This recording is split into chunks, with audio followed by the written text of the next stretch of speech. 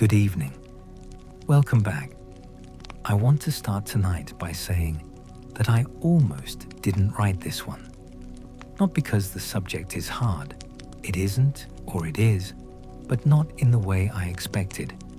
But because every time I sat down to trace where the dragon begins, I kept finding that the question ate itself. You pull on the thread, and the thread pulls back. But we'll get into that. Tonight, we're going back. As far back as writing goes, which isn't as far back as the stories go, but is as far as we can follow with any kind of evidence. We are going to ask why. Why a creature that doesn't exist, has never existed, keeps showing up in China, in Europe, in the valley towns along the Tigris, on the islands at the edge of the Pacific, separated by oceans and centuries, and every possible difference of language and sky and season and grief, in all of them with a dragon. I don't have a clean answer. I want to say that right now, before the end, because the clean answer is tempting, and the clean answer would be wrong. Make yourself comfortable. Wherever you are, whatever hour this is finding you. I know some of you are half asleep already. That's fine. These things have a way of getting in regardless. Let's begin. The oldest written stories we have, pressed into wet clay by hands we'll never name. The world in those stories begins with a struggle, not a garden, not a whisper, a storm and a serpent. The people of Mesopotamia, working in the land between two rivers, the Tigris and the Euphrates, left us the first version. They called the primordial waters Tiamat, a mother, a god, a body the size of the sea itself.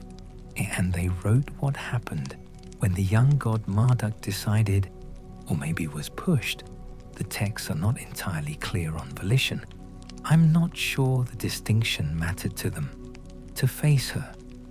He sets a net. He calls the wind. When Tiamat opens her mouth to swallow him, the wind rushes in and holds her open, and he looses an arrow into her heart. Then, and this is the part I find hardest to describe without losing what it actually means, he cuts her in two. One half becomes the sky, the other becomes the ground.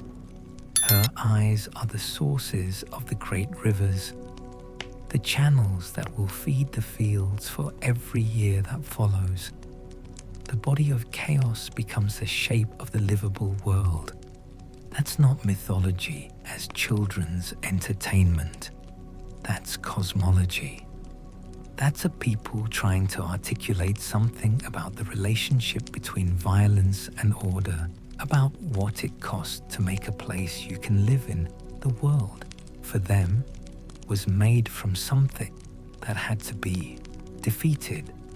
The earth under your feet was the body of what couldn't be left to continue.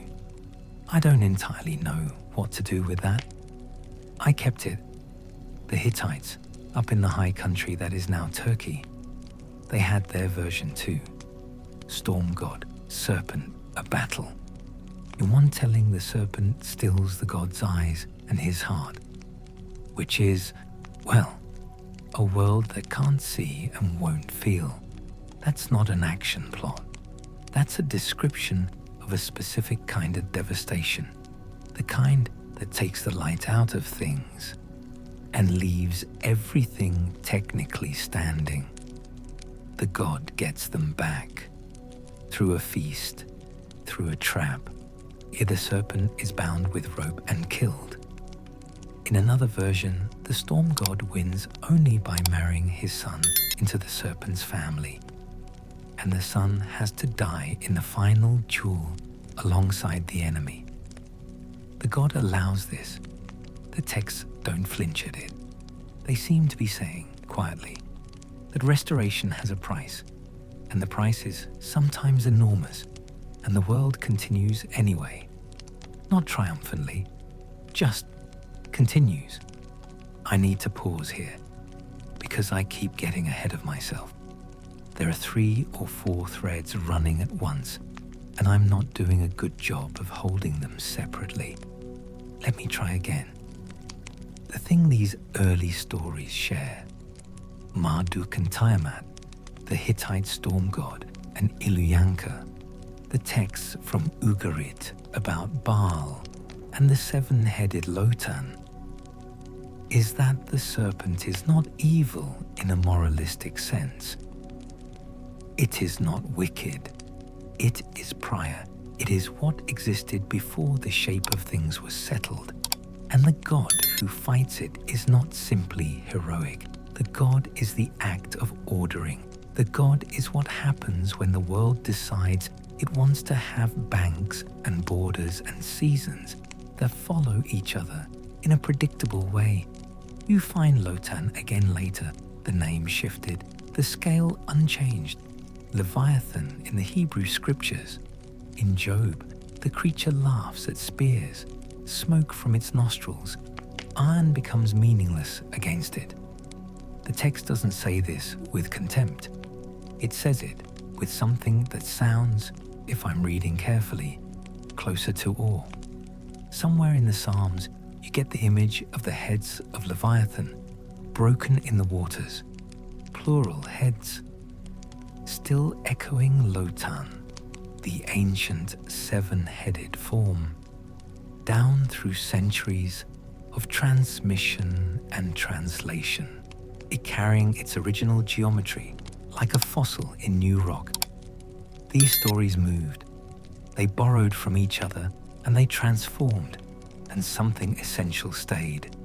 Anyway, what I find myself sitting with, and this is the narrator's problem, not the histories, is that these myths are doing several things at once, and you can't fully hold all of them. They are cosmogony. They are political theology. The storm god who defeats the chaos serpent is also always a model of kingship. Marduk's victory authorizes Babylonian kingship. The god fights so the king can reign, so the fields can be watered, so the city can stand. The dragon at the bottom is not just a monster. It's a theory of civilization. What it costs, what it requires, the thing you have to cut open and press into a shape to build anything that lasts. I'm not sure that's comforting.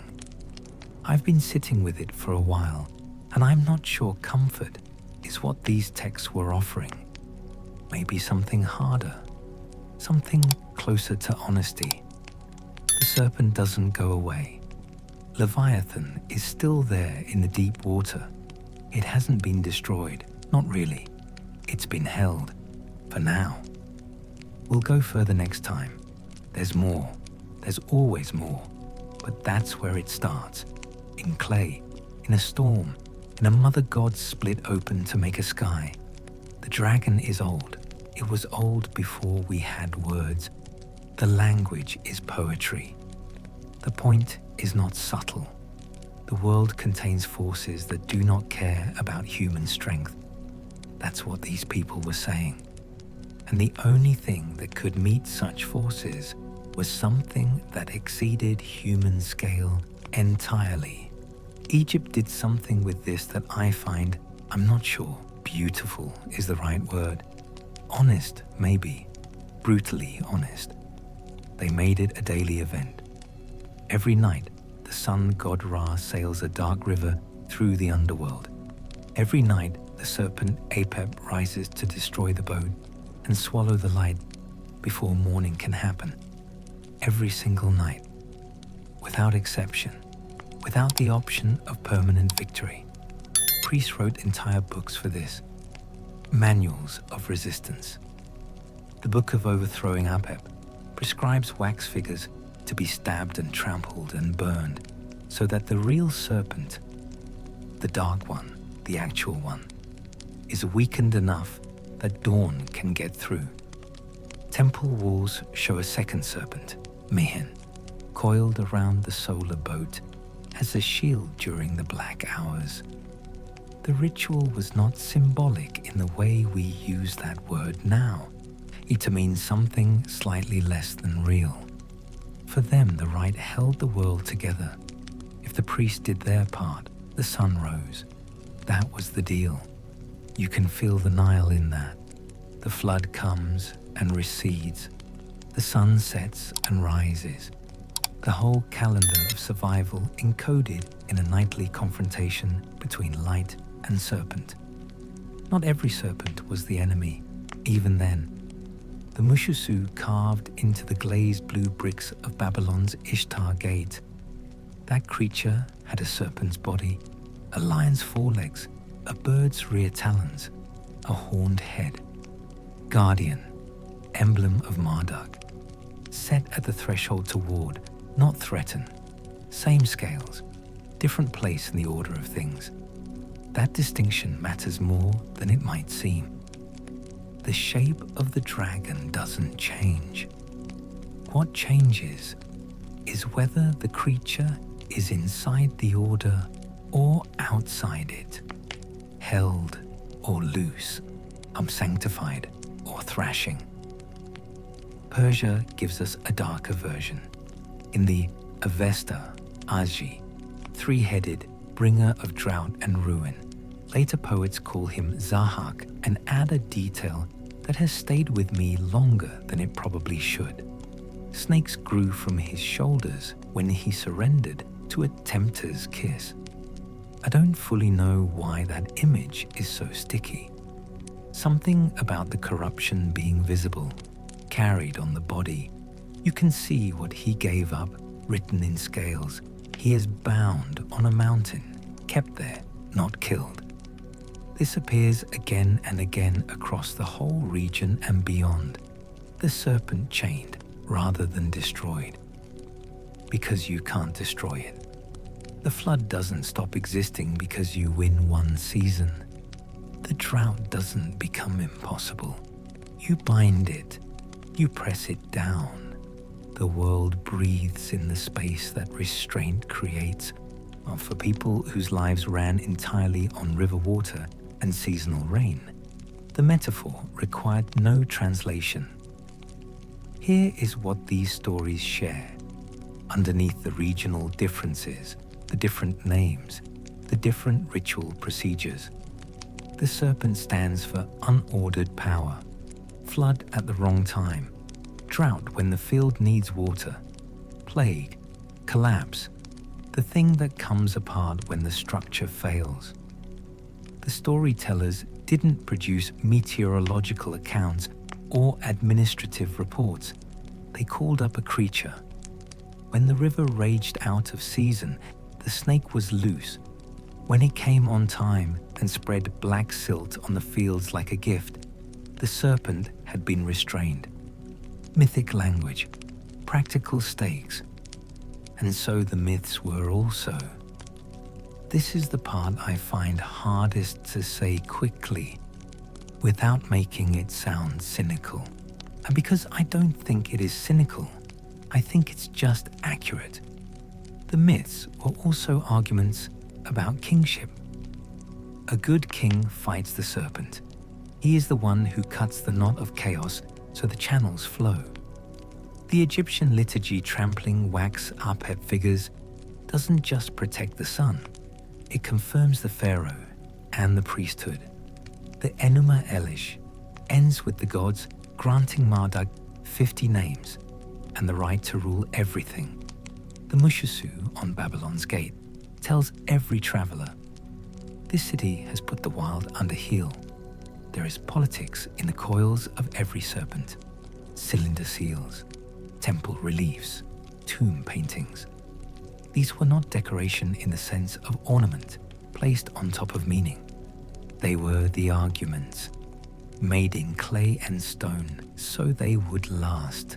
The world will hold because the serpent has a place, sanctified, equal chained, and that place is not here, not loose, not free. Why the serpent, specifically? Why this shape, everywhere? Part of it is simple. Large snakes are alarming even to people who have known them all their lives. Crocodiles rising from muddy river water look, at that moment, exactly like what they are: ancient, scaled, too fast. In storms, the sea coils. A wave's crest is a moving ridge. The air hisses before a squall breaks. A people who measure their lives by flood season don't need anyone to explain what a monster looks like. Nature shows them the silhouette every year. There is also the question of bones. Across Asia, people dug up fossils and called them dragon remains. Later, apothecaries would grind such things for medicine. But long before that, a jawbone full of wrong teeth emerging from a cliff face, a rib cage too large to make sense, that would have been enough. You don't need to know what a dinosaur is to understand in your body that something inhuman once moved through here. The mind fills in the rest. Scales, smoke. The tale gets longer every time the story is told. When you step back and look at the whole picture, the first civilizations laid side by side, the pattern holds. Mesopotamia stages creation as a dragon fight and builds the sky from the loser's bones. Egypt ritualizes the same duel every single night, so the dawn can be guaranteed to arrive. Anatolia tells of a god who has to win back his eyes and his heart from a serpent before he can function again. Canaan sets 7 heads against the rain god. Israel takes the language and makes the victory belong to the Lord alone. Yet Persia makes the dragon a carrier of plague and deceit, chained until the last day of time. Each one, the serpent is the image of what must be mastered for life to continue. Flood, drought, darkness, the arrogance of a ruler who has forgotten what he is for. This is why the serpent sits at the very beginning of the story we're telling. Before the wings, before the treasure hoard and the night and the talking voice in the cave. Before any of that, there is a river god with a net and a priest holding a flint knife and a king who stands at the edge of the dark and promises to hold it back. The dragon starts as a shape for the problem of existence. How do you make danger into order? How do you produce days that follow each other in a reliable line? The answer the ancients gave was direct. You find the serpent, you put it to use, or you put it to the sword. The oldest storytellers did not leave the serpent alone. They set a figure against it, gave that figure a name and a weapon and a reason. The shape of the figure changes. The bones of the plot do not. The world is wrong. Water is withheld, or floods surge without pattern. The people can't plant. The city is under threat. A god or a champion steps forward and faces a creature that coils around everything everyone needs. The fight is not sport. It is a struggle for a livable world. I keep coming back to that phrase because I think we're in danger of aestheticizing these stories in a way that loses what they were actually for. In the hymns of the Rig Veda, Indra earns his place among the gods by killing a dragon called Vritra. Vritra withholds the waters. The land cracks. Cattle stumble. Indra drinks the sacred draught, lifts the thunderbolt, and strikes. The hymns are precise about the aftermath. Mountains split, the 7 rivers burst free, the cattle ran. That is a river culture describing the flood arriving on time. Later, poets added detail. The thunderbolt was forged by a craftsman of the gods. A great sage gave his own bones to make the weapon strong enough. But the older truth underneath all of it is simpler. Storm and thunder break the drought serpent. The hero is a sky figure who returns water to the fields. Later poets always add things. The core stays. Across the Iranian plateau, a champion named Thraetaona defeats a many-headed serpent who carries famine and lies, which the texts seem to understand clearly are just as lethal as empty wells. When Thraetaona strikes, the land is freed. In later tellings, the serpent is bound on a mountain rather than killed. That choice of binding over killing, I've been sitting with it, and I'm not sure I can fully explain why it keeps appearing, except to say that it seems honest about something. The serpent is preserved because the world needs to remember what it costs not to have a champion. A corpse proves nothing. A chain under tension proves everything. Anyway, Baal fights Lotan on the coast of Canaan. The tablets call it the fleeing serpent, the twisting serpent, 7 heads. 7 is not just a number in these stories. It signals something that renews itself, that grows back, that refuses to stay defeated. A god who cuts 7 heads has not won a duel. He has proved he can master something that keeps returning. The poets of Israel remembered this shape, and the Lord breaks the heads of Leviathan in the waters. The shape is older than the text that carries it. Greece takes the story into mountains and islands, and something shifts. The dragon there often guards a spring, a grove, a treasure, rather than withholding water wholesale. Zeus fights Typhon, whose heads spew fire and animal voices and smoke. Zeus buries the serpent under a mountain with his lightning. Some said that the hot breath rising through volcanic vents was Typhon's body, still moving in defeat. I find that detail. The serpent, still breathing under the mountain, still stirring, more interesting than the fight itself. It's a different claim about victory. The monster is under the mountain. It has not stopped existing. The earth above it is warm. Apollo kills Python at Delphi, so the oracle can take root beside the spring. Cadmus kills a serpent sacred to Ares and sows its teeth in the ground, and armed men grow up out of the earth, which is a mythic way of saying that a city is built from blood and from what courage leaves behind. Heracles goes into the marsh to fight the Hydra and discovers almost immediately that strength is not enough. Cut 1 neck and 2 grow back. Only when Iolaus burns the stumps with fire does the thing begin to stay dead.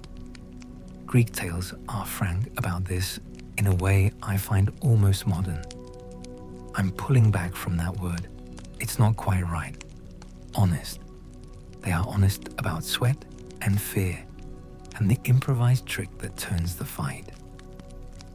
The lesson is not that the serpent can be beaten. The lesson is that it is very clever and that only a prepared mind comes back. The Hittites tell of a storm god who loses to the serpent first. Iluyanka takes his eyes and his heart. The god wins them back through a trap, through a feast, through human help. He kills the serpent but must allow his own son, who has married into the serpent's household, to die alongside the monster. It's a hard story, harder than a triumph song. It says, order can be restored, and the price will be real, and you will not be clean at the end of it. Egypt, again. The solar boat, the nightly fight, the priests with wax figures and knives, the ritual repeated every night without the option of a final victory. I keep returning to this because I think it might be the most honest version of the idea. No single fight tames the world permanently. Every season has its serpent, and every night has a dark river. The people work and pray, and the story is told again, so that grain can be sown with a steady hand. That is not defeat. That is the actual shape of maintenance, of keeping something going. Let me collect the thread here, because the pattern is worth naming plainly. The opponent is always serpentine, often many-headed. It lives in water or controls water. It holds what should flow freely. The champion is always a stormbringer, or someone carrying the storm's tools. Thunder, lightning, a spear that mimics both. He frees a river, or opens a spring, or clears a sky. The result is not a trophy. It is the rebirth of a landscape. The crowd doesn't cheer a mounted head. It cheers rain on cracked fields. These stories also moved. And this is something I want to say plainly because the academic framing can make it sound more mysterious than it is. People talk to each other. Neighbors learn from neighbors. Tribes carry songs when they migrate. A good story travels faster than a caravan and requires no shared language to take partial root. Once you've heard of a hero who releases the water by killing a serpent in a mountain pass, it is very hard not to think of it the next time you see a river burst from a limestone gate after spring rains. The image finds its match in the world. That's why it spreads. These fights are also about leadership. A king who claims a god's favor must copy the deed in just wars, in fair laws, in canals that carry water to the outermost fields.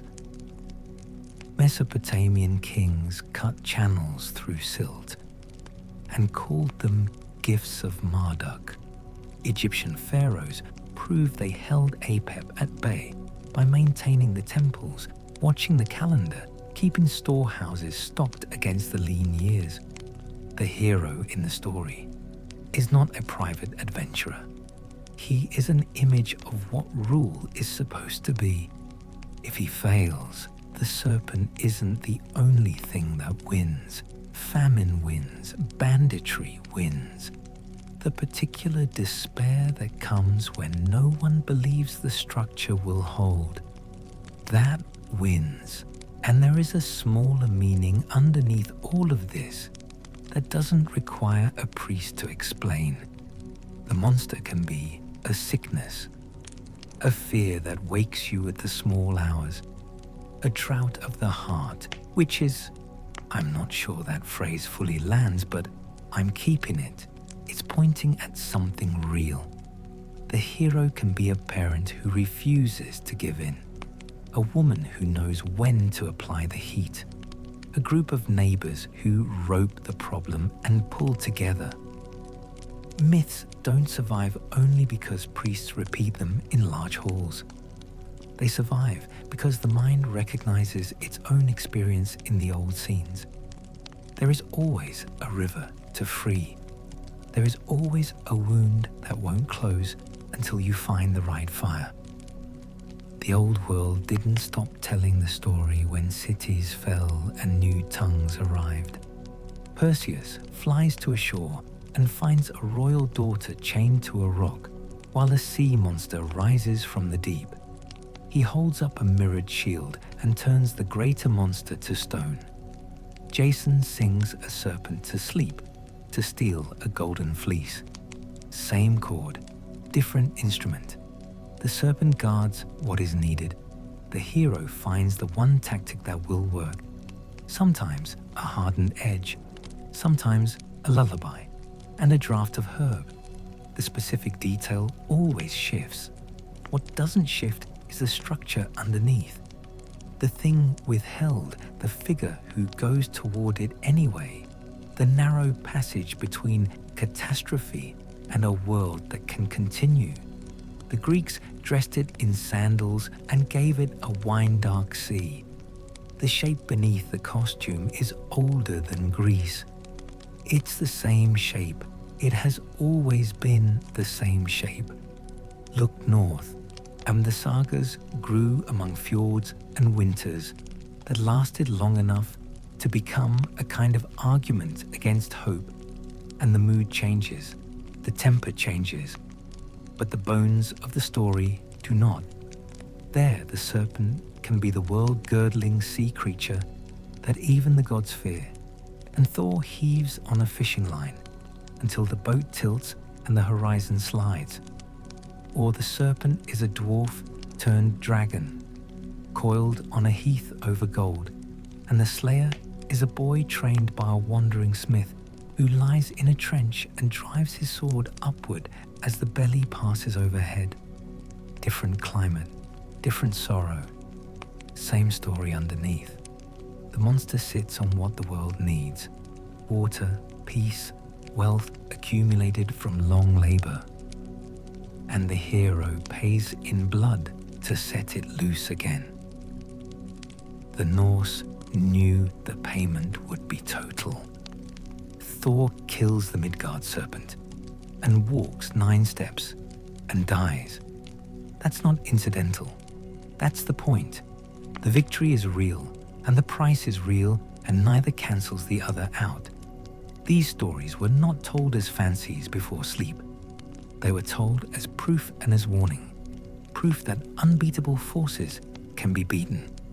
Warning that nothing stays beaten without watchfulness. The serpent doesn't die once for all time. It comes back under a changed name. The dragon of drought becomes the dragon of flood. The beast at the spring becomes the beast in the sky when plague moves on a hot wind. The remedy is always the same. A champion stands up with a tool that fits the trouble, with companions who know their part, with the patience to finish. There is one more thing these stories share that I want to name before we move on. The hero almost never wins alone. Even when a god throws the thunderbolt, someone forged it. Even when the champion swings the sword, someone holds the torch to sear the wound. A goddess gives counsel. A priest keeps the night watch and speaks the words. A friend stands ready with fire. The monster is large, and the answer is always a chain of hands.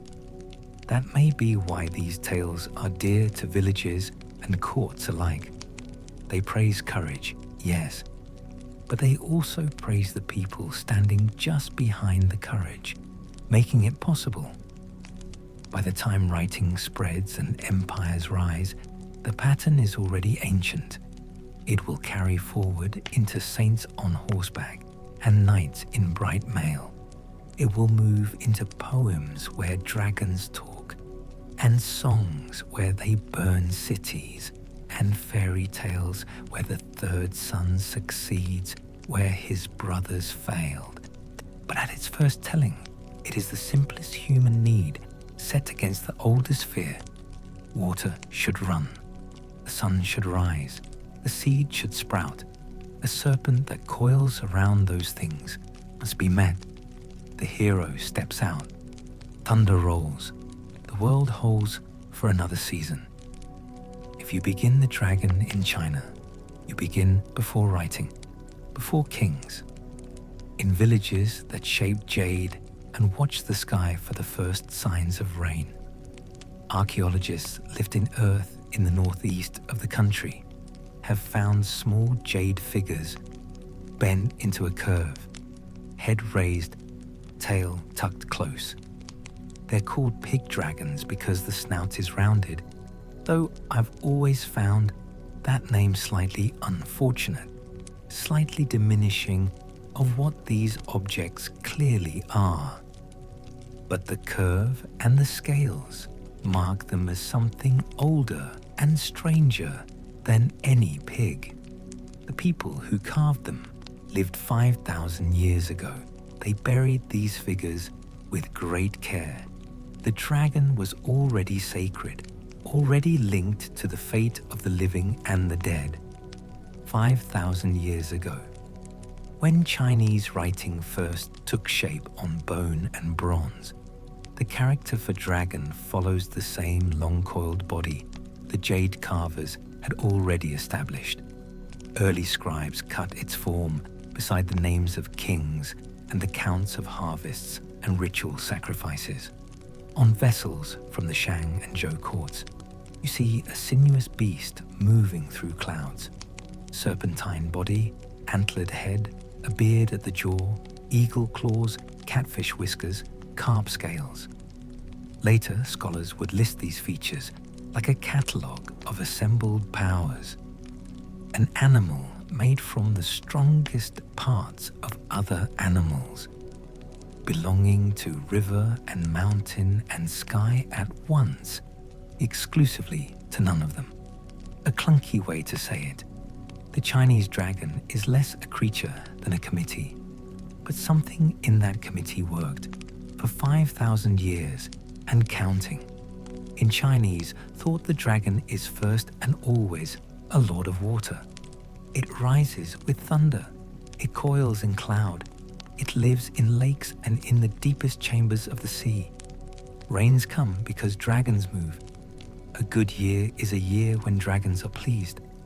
Out of that simple and practical truth, rain, field, survival, grew a whole order of worship and rule that held together longer than most civilizations have existed. The dragon here is not the enemy. It was never the enemy. That distinction is going to matter. Hold on to it. Every region had a dragon king, keeper of a local lake, a river bend, a stretch of coast. Magistrates burned incense at his temple and begged for rain when the fields cracked. Farmers carried his image through the streets and struck drums shaped like thunder. When drought went on too long, the local official fasted, slept on a mat of straw, then led a rite at the water's edge, a public acknowledgement that the people knew their place in the order of things. When storms came and fishermen were lost, women climbed the temple steps with lamps and petitions. This was not a footnote on the edge of belief. It was the spine of daily life in a land that rests on rice and river silt. The court claimed the dragon on a higher plane. Emperors said their authority came from heaven itself, the mandate of heaven. A phrase that sounds abstract until you understand what backed it up. The emperor sat on the dragon throne. He wore a dragon robe embroidered with waves and mountains, and 9 coiling beasts climbing toward a flaming pearl. The pearl appears everywhere in this tradition, and I find it genuinely hard to pin down, which is maybe the point. Some say it is thunder, some say the moon, some say perfect wisdom compressed into a form the hand could almost close around. Painters kept returning to it. Poets kept circling it without landing. The dragon pursues the pearl. The emperor pursues the pearl. They are both after the same thing, the harmony between ruler and heaven that makes a reign legitimate and a harvest real. Only the emperor could wear dragons with 5 claws. Princes wore 4, lesser nobles 3. The law was exact. The closer you stood to the Son of Heaven, the closer you stood to the dragon. Nikana, you can walk the old palace in Beijing and read this without knowing a single word of Chinese. Walls in the Forbidden City carry panels of 9 glazed dragons, each different in temper, arranged so that every courtier who passed was reminded of the order they served. Stone bridges cross the palace streams on carved creatures the tradition calls the dragon's sons. A marble ramp rises to the great halls with more than 1,000 scales carved in relief, so that the emperor ascended on the body of the dragon to reach his seat. The rooflines bite the clouds, their ridge ornaments shaped like small dragons keeping the fire spirit from the tiles. You live under dragons in that city. They watch from pillars. They curl around throne legs and incense burners.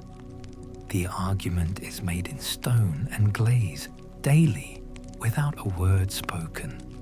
The emperor rules. If the dragons are near and content and the harvests come in, heaven approves. If flood or famine follows him year after year, the dragons are displeased. Heaven is turning away. The architecture is theology. The theology is agricultural policy. Myths move through all of this in ways that feel completely natural.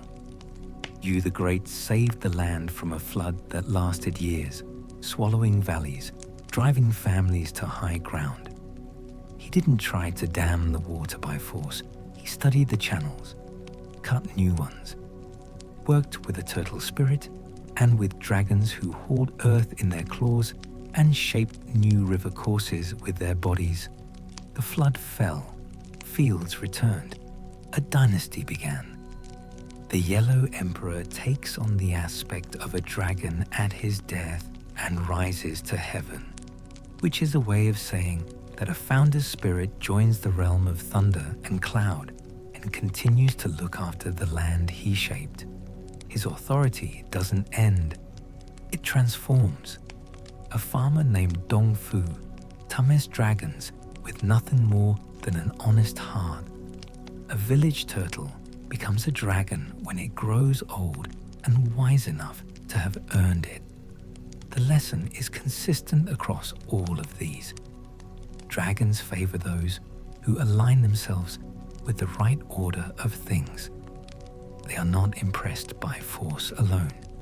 They are not impressed by cleverness alone. They are impressed by virtue that holds steady over time.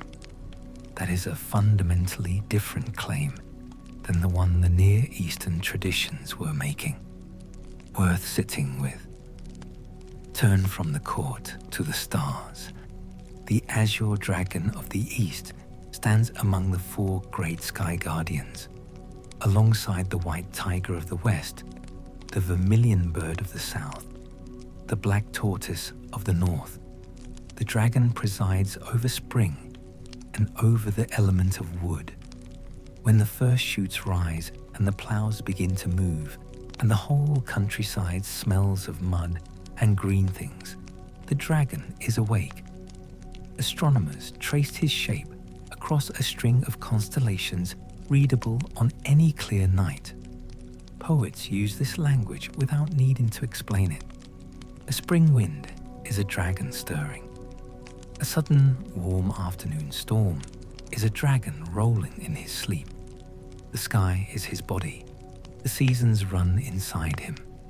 The dragon that moves through Chinese paintings is not a beast that burns villages. It bears rain and luck and right order. In paintings, it has no wings, yet it flies through clouds as if clouds were simply another kind of water. Painters show it on long scrolls, writhing through thunderheads, jaws open, whiskers streaming, eyes fixed on the pearl hanging just ahead. One famous master painted 9 dragons in ink. I've spent more time looking at this painting than I can reasonably justify, and I'm still not sure I can explain why it works. So alive that the paper seems to buckle under their combined weight. On blue and white porcelain that traveled across oceans and sat on the tables of kings who had never once seen China, a pair of dragons chase each other through waves and cloud spirals while the glaze catches the light. Carvers set dragons on the heads of roof beams, on the ends of bridges where water runs beneath, and as a way of asking the creatures who live in the current to be gentle with the stones. When a craftsman cast a bell for a temple, he added a small dragon on the crown so that the sound would carry like a roar across the valley and be heard by everything that needed to hear it. In the streets, the dragon is not only image, it is dance and boat and song. During the first moon of the year, teams of men carry a long dragon of silk and bamboo through alleys and public squares. Lanterns burn inside its belly. The head snaps and dips and wheels. Drums roll. Children shout and scatter and run back laughing, and old men watch with their arms tucked inside their sleeves. The dance is a prayer to wake the new year's luck and carry it into every corner of the district. In the 5th month, its rowers lean forward in long, narrow boats with carved dragon heads and painted scales along the hull. Drums keep time. Oars rise and bite the water in unison. The race remembers a poet who drowned himself for honor, and it speaks to the river gods in the oldest possible language, speed and rhythm and communal effort. Bring rain in due season. Do not bring flood. That sentence has been said in one form or another for thousands of years. It is still being said. The tradition is deep enough to have its own internal family of stories. People speak of the 9 sons of the dragon, each with his own particular nature. One loves to carry weight and squats under stone memorial tablets. One curls on the ridge of the roof, watching for fire. One likes the sound of bells and serves as a bell handle. One bears his fangs on sword guards and door knockers to frighten away what shouldn't enter. The lists vary by place and by century. That's not inconsistency. The point was never a fixed roster. The point was a craftsman's shorthand for asking the right kind of help from the right kind of creature. Carve this sun here, on this object, and you ask for this specific blessing. The system is practical in the way that all good belief systems are practical. It gives you something to do. The philosophical schools found their own uses. Scholars tracing the 5 phases of change placed the dragon in the realm of springtime growth. Taoist masters told of adepts who rode dragons through storms when they had lived long and lightly and understood the breath that moves through all things. A Confucian teachers warned princes that they had to deserve their dragons, that the symbol on the robe was a promise made to heaven, and that promises made to heaven were the only ones heaven kept track of. The symbol moved eventually onto flags and coins and treaties, political sign as well as sacred one.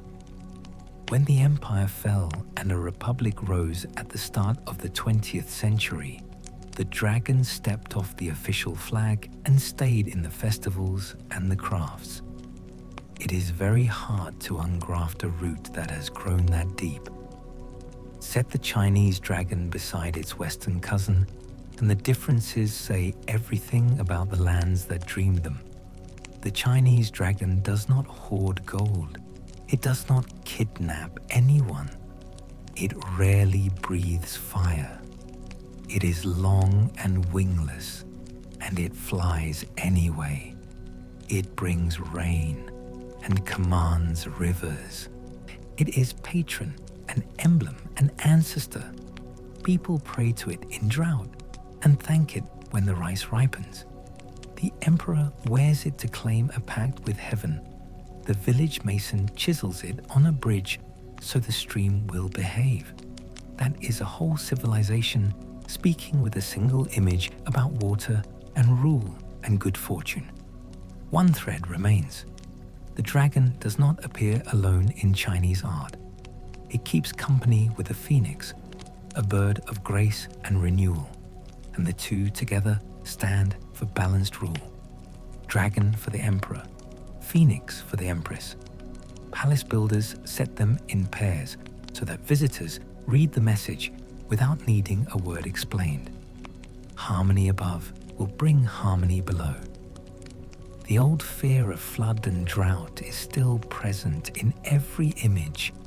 It has been tamed into pageant and pattern, into something beautiful and steady that a whole civilization could lean against for thousands of years. That is not a small thing. That is not a small thing at all.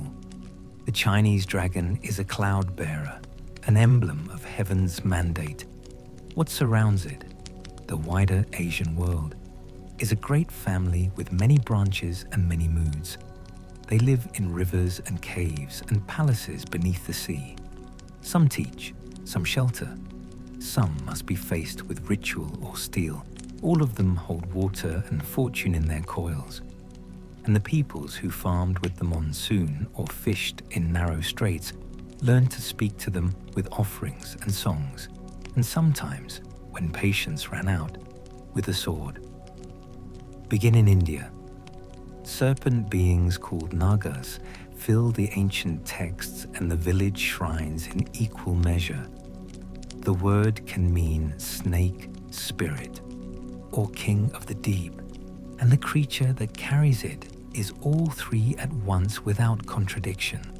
In the Mahabharata, the Naga Takshaka brings down a king with venom and sparks the construction of a great fire altar said to consume entire serpent clans in a conflagration of revenge.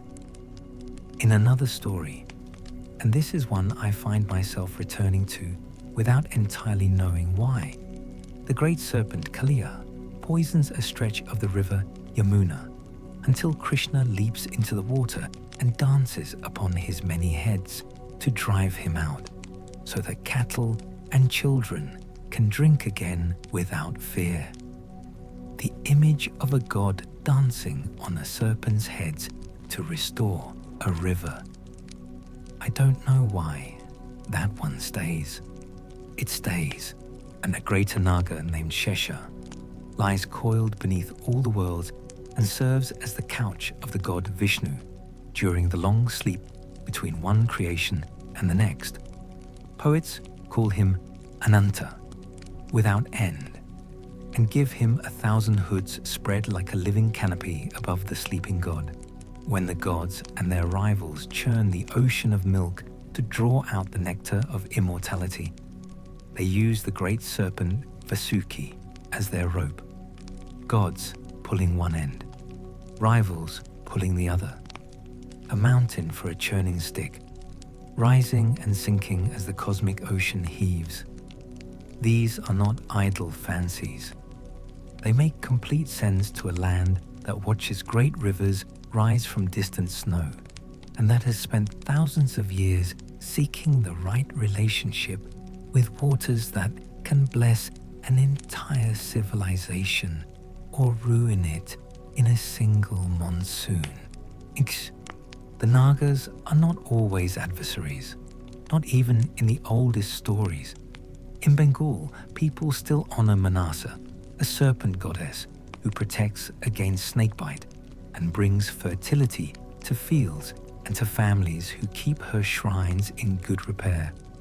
In Buddhist tradition, the newly awakened Buddha sits in meditation while a storm gathers. The Naga king Mukhalinda rises from a nearby lake and spreads his many hoods to shield the meditating figure from wind and rain. The serpent as shelter, the serpent as umbrella, essentially, held over the most important moment in human spiritual history. That is a long way from Marduk and his Ned. Later Buddhist stories speak of Naga kings who guard scriptures and sacred relics in palaces under the water and bring them forth when a teacher arrives who is worthy to receive them.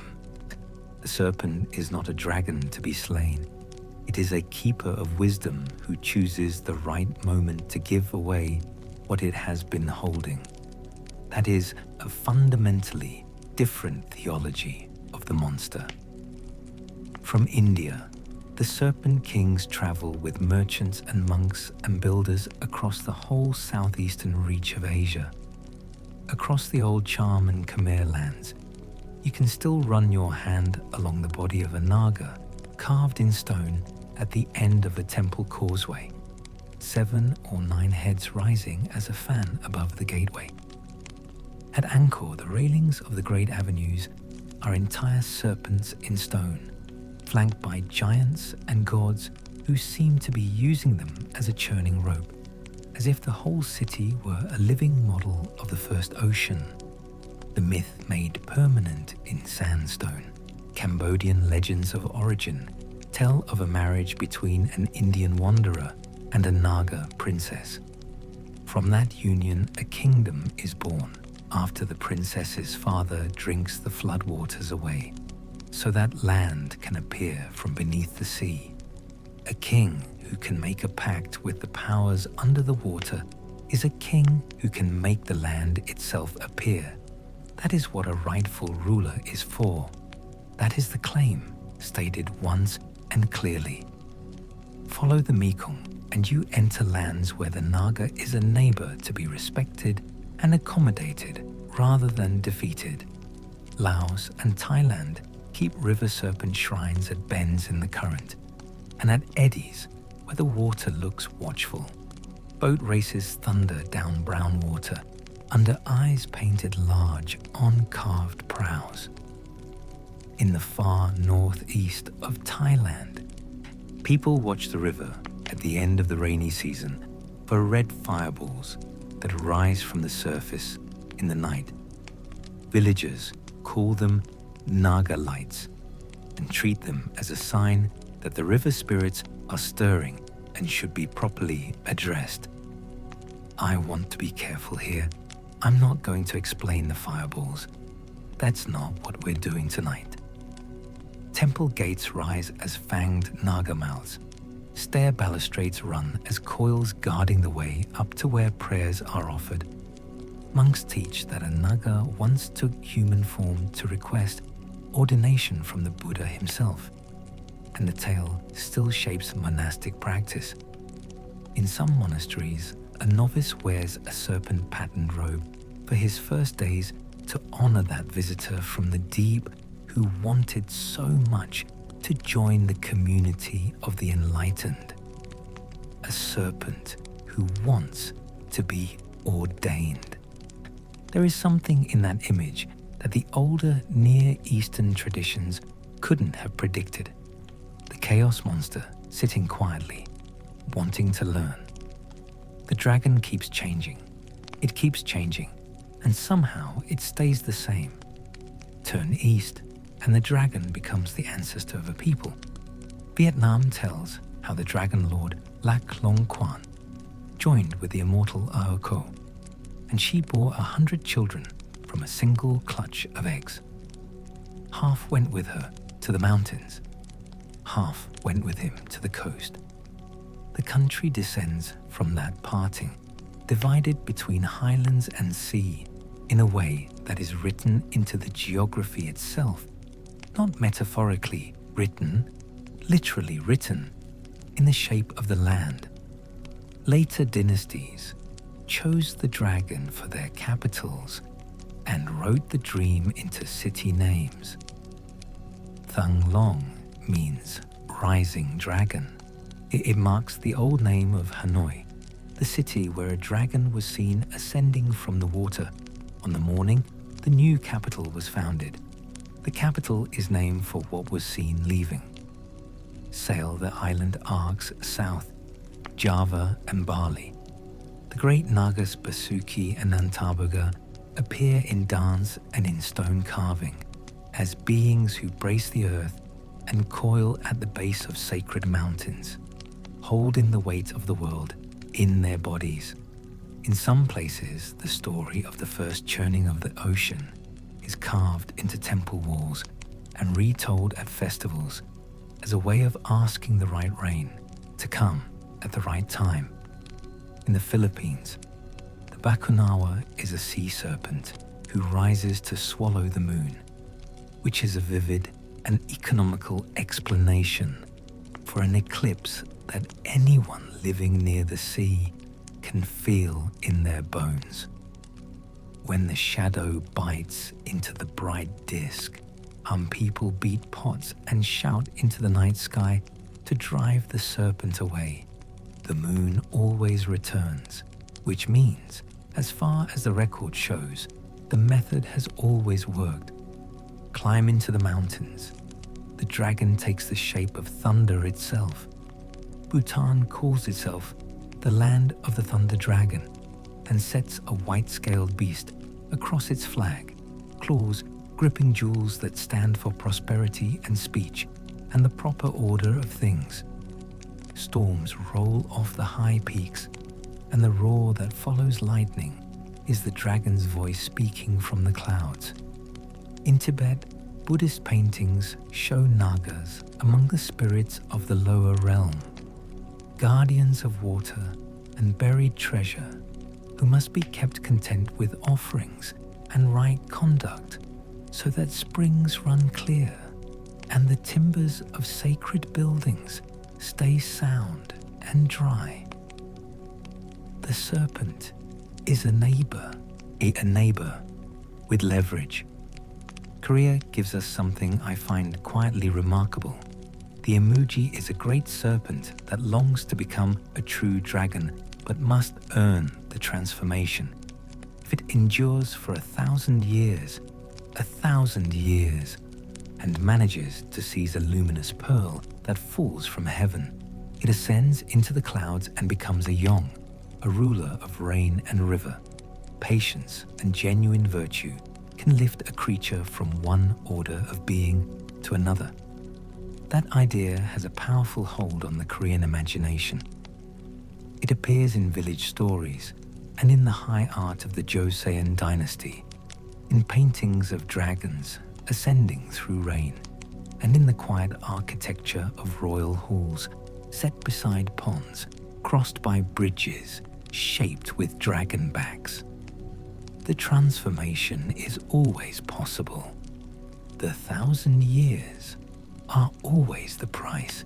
And I don't know why that particular idea, the serpent waiting 1,000 years to become what it wants to be, feels so different from the other traditions. It just does. There's a longing in it that the other myths don't quite have. Anyway, at last you reach Japan, where the dragon keeps company with sea and storm and mountain shrine in ways that feel entirely local, even though the creature arrived largely from the Chinese and Buddhist traditions to the West. The Japanese word is ryu or tatsu. It looks like a cousin of the Chinese dragon with its own habits and associations. It flies without wings. It calls rain when the rice needs it.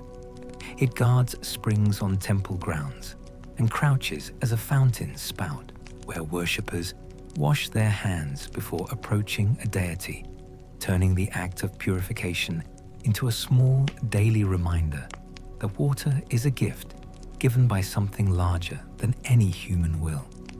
There is a palace under the ocean where the sea god Ryujin keeps treasures and tied jewels that can call the sea in or send it out. A fisherman named Urashima Taro visited that palace and married the sea god's daughter, only to find that time runs differently beneath the waves.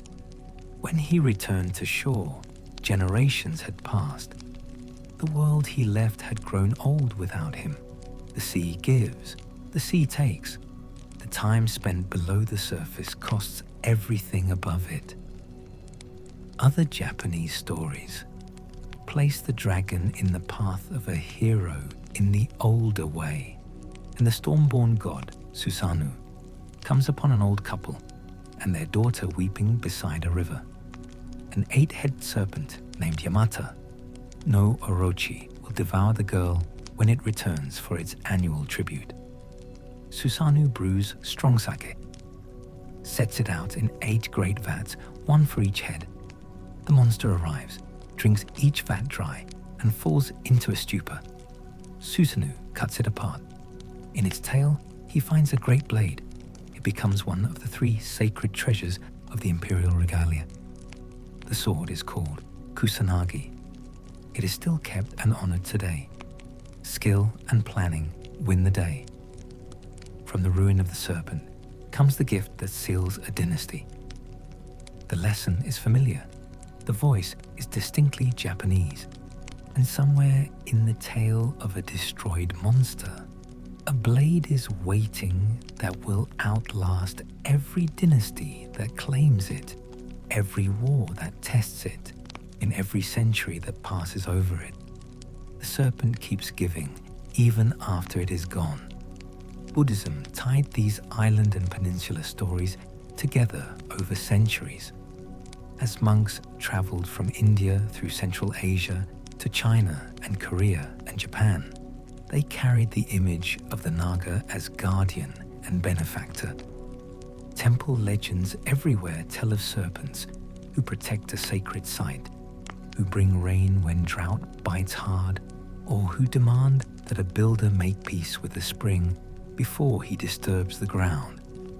When a great pagoda fell in an earthquake, chronicles might record that the Naga beneath had shifted and needed to be appeased. Sometimes that meant a change in the foundation stones.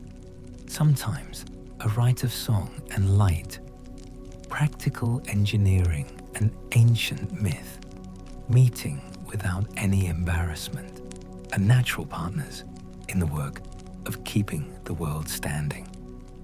Step back and a pattern rises out of all these local tales. The Asian dragon and the Naga are tied to water, to the fertility of fields, to the rise and fall of a year lived under the monsoon. They give a face to the rain. They explain the spark that runs from cloud to mountain peak, and the hiss of a spring that never dries even in the worst summer. Courts made them badges of authority because a ruler in these lands was judged by his success at managing canals and dikes and the granaries that kept people alive when the rains were late. Villages kept them as neighbors because a family's food and safety depended on the right rains at the right time and the river staying within its banks. These dragons do not hoard gold. They do not sit in caves counting cups. And they are not trophies to be mounted on a spear and carried home. They are neighbors and patrons and sometimes judges. They make kings honest. They make builders careful. They make farmers humble before the sky. They make storytellers brave enough to give a shape to what they cannot control. The people who handed these tales down knew exactly what they were doing. They were teaching their children how to live beside water that gives life and how to face the rare, terrible days when that same water rears up and takes what it wants regardless of all the offerings and all the prayers. When Greek poets used the word Dracon, they meant a great serpent with a gaze that never sleeps. The root of the word speaks of watching, of looking hard and steady and without blinking. In story after story across the Greek world, these creatures are set to guard what matters most. They coil beside springs that feed a city. They lie beneath trees that bear golden fruit. They keep watch over a fleece that kings dream of stealing. A hero who wants the water or the treasure or the favor of a god has to face the watcher and either kill it or find a way past it without taking a wound that follows him home. That image, the wound that follows you home, I'm not sure it appears explicitly in the texts I've been working from, but it keeps surfacing in how I read them. I've kept it. Delphi is the right place to begin, because the myths put a serpent at the very birth of the oracle. Before Apollo came to that valley, the stories say, the place belonged to Earth herself. a primordial claim older than the Olympian gods. A great serpent named Python lived at the sacred spring and made the water its own. When Apollo arrived, he loosed his silver arrows and struck the creature down so that his shrine could stand beside the clear water and his prophecy could be his and not the earth's. In older tellings, the fight is simply chosen by the god. In later tellings, he takes revenge for what Python did to his mother during her long wandering before his birth. Either way, a new order replaces an old one. The god of prophecy builds his house where an earth spirit once breathed. The name Pythia, given to the oracle who sat on her tripod and spoke for the god, remembers the dead serpent. The rot of its body, the ancient said, was what gave the spring its prophetic vapors. Even victory keeps the trace of what was taken, and the new order is built on the body of the old. That is worth sitting with for a moment. It keeps being true. Travel to Thebes and you meet another serpent whose death raises a city. Cadmus follows a cow, as the oracle instructed, to choose the site for a new home. He sends men to fetch water from a spring sacred to Ares. A great serpent rises and kills them. Cadmus goes to the spring himself, grapples the beast, drives his spear through its jaw into the earth behind it. At Athena's command, he sows the serpent's teeth in the plowed ground. Armed men spring up from the dark soil and immediately begin to fight each other until only 5 survive. These 5 help Cadmus build the walls. They become the founders of the noble houses of Thebes, a city grown from serpent teeth and internecine violence. The foundation is the monster. The monster is the foundation. This keeps being true too, across traditions, across centuries, across every possible difference of climate and language and belief. You build on what you've killed. You carry the shape of what you've defeated into everything you make. The dragon is in the walls. It has always been in the walls. The story puts a dragon at the root of a city and makes its teeth the literal seed of a people. It also remembers a debt. Cadmus must serve Ares for long years to pay for the blood he spilled at the god's sacred spring. A serpent slain gives life, but there is always a reckoning. The city that grows from the teeth is real. The dragon is real too. The debt does not disappear because the hero has moved on. By the marshes of Lerna, Heracles meets the Hydra on a day when his own strength will clearly not save him. The creature has many heads. Cut one away and 2 grow back in its place. He has brought a nephew named Iolaus to drive the chariot, and that small choice, the almost casual decision to bring someone along, proves to be the entire difference. Heracles hauls a head high and drives it back. Iolaus presses a torch to the bloody stump. The neck sears shut. They make a rhythm of it. Cut, burn, move, working through the grove of necks until only the immortal central head remains, which Heracles crushes under a great rock. He dips his arrows in the poisoned blood, carries deadly points for the rest of his career. Later, that same poison reaches him again through a shirt soaked in a dying centaur's blood, and he understands then, too late, as understanding usually arrives, that the Hydra was never a single morning's problem. The Hydra is a lesson about what grows worse when you strike at it blindly, and about the cost that lingers long after you believe you have won. I keep coming back to that structure, the victory that contains its own undoing, already present at the moment of triumph. because it seems to me the most honest thing these myths say. The Greeks in particular were very frank about it. They didn't look away. Far to the west, in a garden at the edge of the world, trees bear apples of gold tended by the Hesperides and guarded by the serpent Ladon, who coils through the branches as the one watcher who never needs sleep.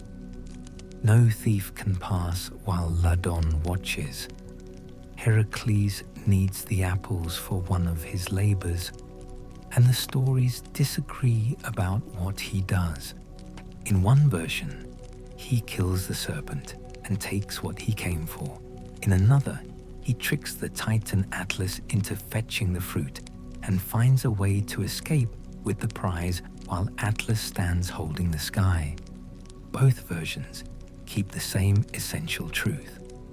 A dragon guards treasure that shines like the sun, and a hero must weigh risk against craft and choose the approach that fits the particular warden before him. The monster is never quite the same twice. That's the point. Across the Black Sea, in the grove of Ares at Colchis, another dragon lies without sleeping. The golden fleece hangs there, bright as morning, a memory of a flying ram that once saved a prince. Jason and the Argonauts reach that shore and face something that cannot be done by force. The serpent never closes its eyes. In Medea, who knows herbs and words of power that no man on the Argo possesses, softens the creature with drugs and song until it slackens and grows still. Jason takes the fleece from the branch and runs. The dragon is not killed. It is overcome by a skill the warriors cannot replicate, wielded by a woman who will pay a terrible price when the ship finally turns for home, and Jason decides her usefulness has ended. The story keeps the thought that a dragon can be lulled as well as slain, and that the one who calms it often pays more than the one who kills it. Greek myths don't keep their dragons confined to caves and groves. Sea monsters rise when a city has angered a god, or when a king has boasted past all acceptable limits. When the coast of Ethiopia is cursed for the queen's boasting, Andromeda is chained to a sea cliff as tribute. Perseus flies over the water, draws out the petrifying head of Medusa at the right moment, and turns the monster to stone. In another telling, a sea beast is sent against the shores of Troy because of an insult to Poseidon. Heracles saves the king's daughter Hesione from the jaws, and the city is spared. Offend the sea and its gods, and a serpent rises. Honor them, and the shore stays safe. The rule is simple. The enforcement is absolute. At the rim of the entire Greek cosmos stands Typhon, the last great monster to challenge the order of Olympus. 100 heads, blazing and roaring, speaking in the voices of all living things. Zeus meets him with the full force of his lightning and throws him down beneath a mountain. Some say he lies under Etna. The fire that comes from that mountain is his breath, still going after all these centuries, still hot with the fury of that first defeat, still breathing. In the oldest Greek poems, Dracon very often means simply a snake. The poets of the Iliad read omens in serpents that appeared during the march. A snake devours birds in a tree before the assembled army, and a seer explains the count as the number of years the war must last. Shields carry images of snakes coiled and ready. The city wall can be described as a dragon's back. The line between animal and legend is easy to cross back. The Greeks understood, perhaps better than any other tradition, that the monster is never entirely separate from the world. It lives in the marsh. It guards the grove. It breathes under the mountain. It is woven into the omens you read before battle and the poison you carry home from the fight. The dragon is not elsewhere. It is here. It has always been here. Yet all the habits we now think of as belonging specifically to dragons are already here, if you look. Watchfulness, poison, many heads, a bond with water and with earth, a charge to guard sacred places and precious things. The later age that will add wings and fire is working with clay that was already shaped into something recognizable. Rome does not invent many dragon stories of its own. It preserves the Greek ones and adds the weight of soldiers and naturalists who love to record marvels at the edges of the world. Latin writers use the word Draco for great serpents in Africa and India. Pliny the Elder says a dragon will attempt to crush an elephant by coiling around it, and that both beasts can die in the struggle. He also says that in India, a serpent can be vast enough to stop a river when it drinks. The figures are clearly wild. The habit is entirely clear. Romans treated these creatures as part of the distant natural world, dangerous and large, but real enough to enter a learned book alongside accounts of other remarkable animals. That detail matters. The dragon in a naturalist catalogue, sitting beside the elephant and the rhinoceros. Not myth, zoology. There is a piece of Roman military life that keeps a dragon at its very heart and gives it a sound. When Roman legions fought the Dacians on the Danube in the campaigns of Trajan, they encountered warriors who carried a standard shaped like a dragon with a metal head and open jaws that gulped the wind. A long textile body streamed behind it.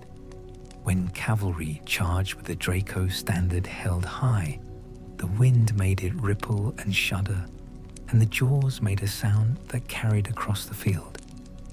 The Romans liked very much what they saw and heard. They adopted it.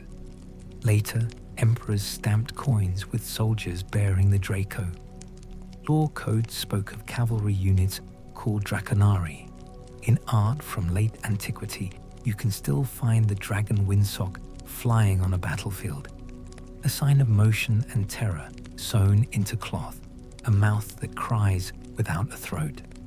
I find that image, the fabric dragon that screams in wind, the sound of it across a battlefield, harder to shake than almost anything else in this whole survey. I'm not sure why. Something about the practicality of it, the terror made functional, made portable. Virgil sets a warning at the fall of Troy, when two enormous serpents swim from the sea and crush the priest Laocoon and his sons in their coils. He had warned his countrymen against the wooden horse, and the gods who favored the Greeks sent a sign that terrifies the Trojans into hauling the horse within their walls and sealing their own fate. A sculptor working centuries after Virgil carved that scene in stone so vivid you can still feel the strain in the bodies and see to what the coils are doing to the breath. It is not a dragon in the later style. It is a serpent of the sea called to do the work of a god, which is exactly what the Greek and Roman minds expected from such creatures. The monster as instrument, the coils as divine punishment made physical. The forms repeat across all these centuries. Long bodies, crested heads, eyes that never shut, coils around trunks and springs, a connection to water, to the earth, to the old order that a new hero must confront or accommodate. The later age that will picture wings and fire is working with material already shaped, already familiar, already understood to mean something enormous and dangerous and absolutely necessary. sail out of the sunlit sea of the Greeks and steer into colder water. Nights are longer here, trees grown in the winter wind. The ground holds iron for half the year. In these lands, the serpent grows larger and more patient. It curls through the roots of the world tree. It lies over burial mounds. It learns to speak in time. It grows wings and fire. Most of all, it learns to love gold. Not the spending of it, not the trading of it, the gifting of it, the stillness of it, the weight of it in the dark, the way it shines when no one else is there to see. That is something new. That is something the Near Eastern serpents and the Asian dragons and the Greek watchers of springs did not quite have. The Norse dragon is not guard on water or cosmic order or the right of a king to rule.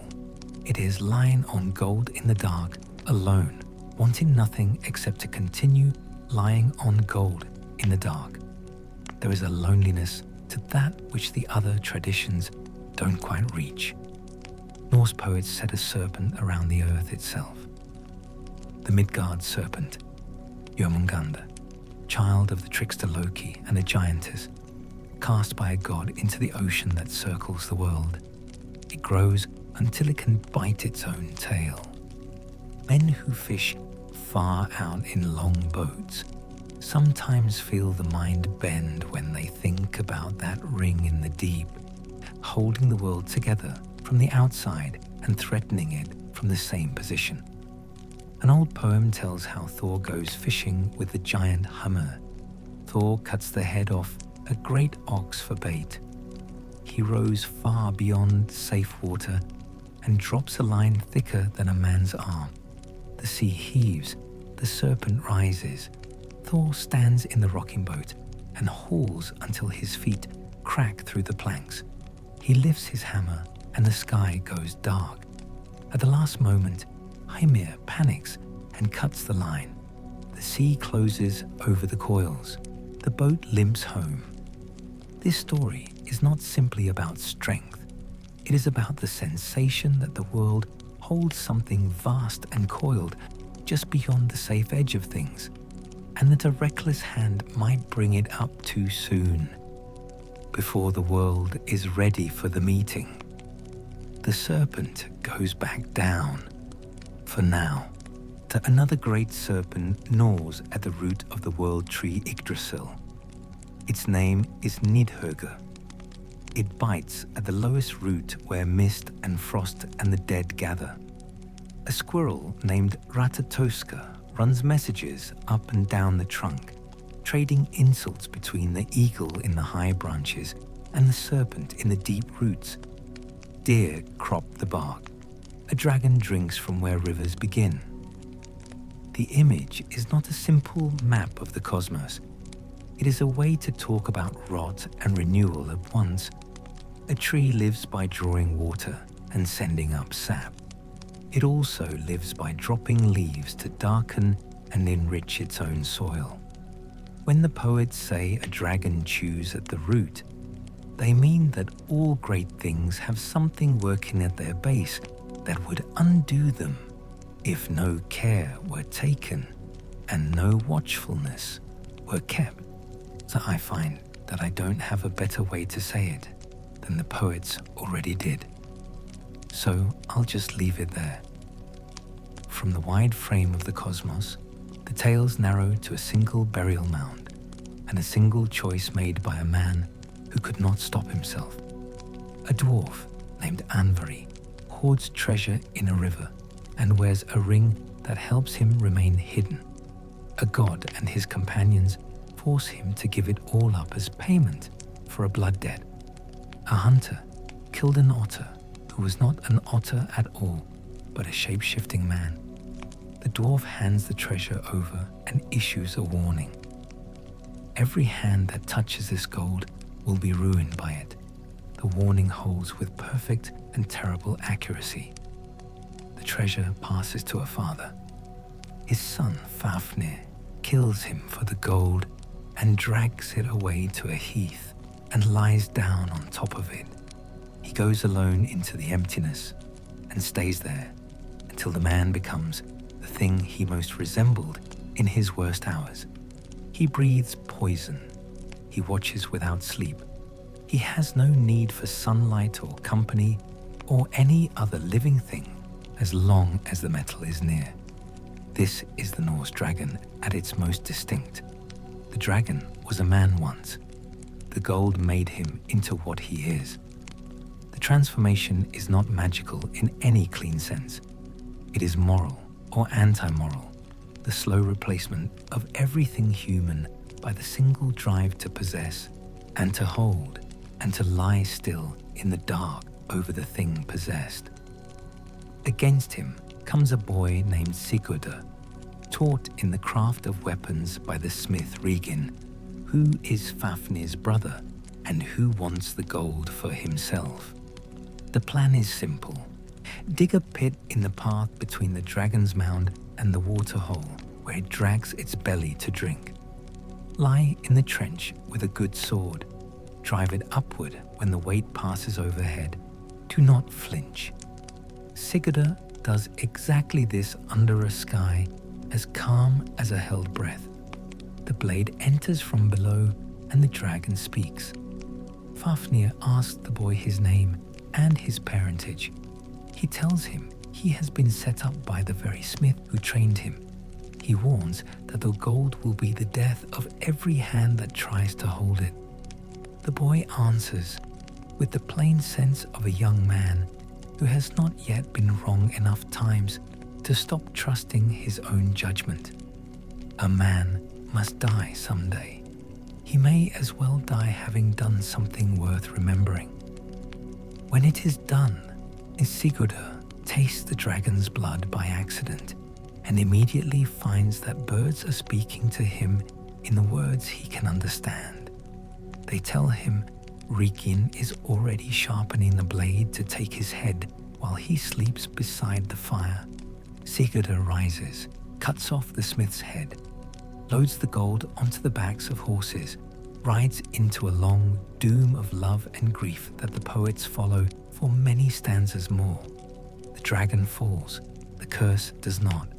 The gold moves from hand to hand and ruins each one in turn as the dwarf promised it would. The singers on the German Rhine kept the same bones later and changed the names. Siegfried kills a dragon called Fafnir and bathes in its blood and grows hard to wound, except in one small place between his shoulders where a leaf fell while he bathed and kept the skin soft. The one vulnerability, the seam in the scale wall. This is the Norse tradition's gift to all its descendants. The point is that you have to earn the knowledge of where the seam is. The dragon is not simply strong, it is almost complete. Almost. In the Old English poem Beowulf, the dragon comes at the very end of the story as the final measure of a king. Long years have passed. The hero swam through winter seas to fight a shadow in a great hall and then a mother in an underwater cavern. He has ruled his people and grown old and done everything that can be expected of a good king. In a headland barrow, a hoard lies sealed with the bones of the last of a dead people, a treasure buried because there was no one left to use it. A thief finds his way into the mound in the dark and steals a cup. The dragon, who has been sleeping over the treasure, wakes at the loss of a single piece, feels the empty space where it was, goes out by night to burn the farms and houses of the surrounding country. Beowulf gathers his men and walks to the barrow. At the entrance, his chosen warriors stumble in fear and fall back. One young man named Wiglaf does not. He runs forward to stand beside his lord. The dragon comes through the doorway like a storm. Beowulf's shield melts in the heat. He strikes and his sword breaks. He is burned. Wiglaf drives his blade into the soft place beneath the wing. The old king finds a knife and cuts the beast through the throat. The flames die. The cave rings with silence and the smell of scorched stone and the quiet light of piled gold. The dragon is dead. The king is dying. The treasure, when they bring it out into daylight, will do the people almost no good at all. The poem is clear and cold about this. The hoard was cursed. The victory cost the king his life and the people their protector. The gold shines anyway. That is what I keep thinking about. The gold shines anyway. Beowulf sits down against the cave wall. He asks to see the treasure and gives thanks that he has won it for his people. He gives his golden collar to Wiglaf and says his last words. He dies there with smoke still in the air and the light of old coins on the walls. His men build a barrow on a sea cliff and burn him on a pyre. They bury the treasure with him. A woman sings a lament that speaks of wars to come and of enemies across the sea who will not stay away now that he is gone. What stays with you is not only the fight, it is the feeling that gold kept in the dark grows a kind of life of its own, and that it calls to something scaled and watchful, and that a barrow full of treasure is a wound in the land that will not close until a king empties it and pays for that act with his life. The hoard becomes the test. It tests the thief who disturbs it. It tests the people who suffer the dragon's answer. It tests the king who goes out to face the consequence. And then the treasure is buried again, with the king in the dark. The poem ends where it began. The north has smaller worms as well, the kind that slide out of village wells and into local memory and stay there for centuries. In the northeast of England, people tell of the lambton worm. A young lord skips church one Sunday to go fishing and pulls up a pale thing like a fat eel with eyes he doesn't like the look of. He throws it into a well and goes abroad to seek his fortune. While he is away, the worm grows in the dark and then crawls out into the countryside. It wraps itself around a nearby hill. It eats cattle and knocks down stone walls with the sweep of its tail. The Lord comes home and seeks counsel from a wise woman. She tells him to have his armor studded with blades all over, like a coat of thorns, and to meet the creature in the river where the current will carry the pieces away. He does as he is told. The monster wraps him tight, cuts itself on every blade, and the river carries the rest. And there is a condition attached to the cure, an oath the Lord swears and fails to keep. And from that day forward, his family declines in a long, slow grief that the ballad traces carefully. You can kill a monster with forethought. You cannot walk away from the old debt unpaid. That rule keeps appearing across every tradition we've covered tonight in one form or another. That rule keeps appearing. In Scotland, the Linton worm lies in a cave and ravages fields until a man named Somerville forges a spear with a wide iron head, wraps pitch and hemp around it, lights it, and drives the burning iron into the open mouth of the beast. The cave fills with smoke. The worm bursts. Far north in the islands, a great sea worm demands a princess every week until a young man steals a boat, sails into the open mouth of the creature, and cuts out its liver with a coal carried from home. It thrashes and dies. Its teeth fall into the sea and become the Orkney and Shetland Islands. These tales have the flavor of peat and smoke and cold tide, They teach that a monster can swallow a whole shore, and that wit and nerve and a coal from the home fire can light a fire in the belly of it. You can see the dragon in carved wood and worked stone, as well as in songs. Carvers in Norway made stave churches where the ridge beams end in dragon heads that bite the winter air above the eaves. Timber surfaces covered with woven creatures, slim bodies with long necks knotting around each other in patterns with no beginning and no end. On runestones, the bands that frame the runic inscriptions are very often the bodies of serpents that twist as the letters walk along the back, so that the writing itself becomes a dragon you can follow with your finger from the first word to the last. I've spent more time than I should admit looking at photographs of runestones. There's something about the idea that the text is a serpent, that the act of reading traces the body of the creature, that has stayed with me longer than almost anything else in this whole project. I don't fully know what to do with it. Ships carry the same sign. Longboats cut the fjords with a carved head on the prow that glares at foreign shores. The old laws in Iceland say you must take the dragon head off before you sail into a familiar harbour, so that you do not frighten the land spirits of that coast. That rule is a good window into the northern mind. The head is a weapon of fear on open water.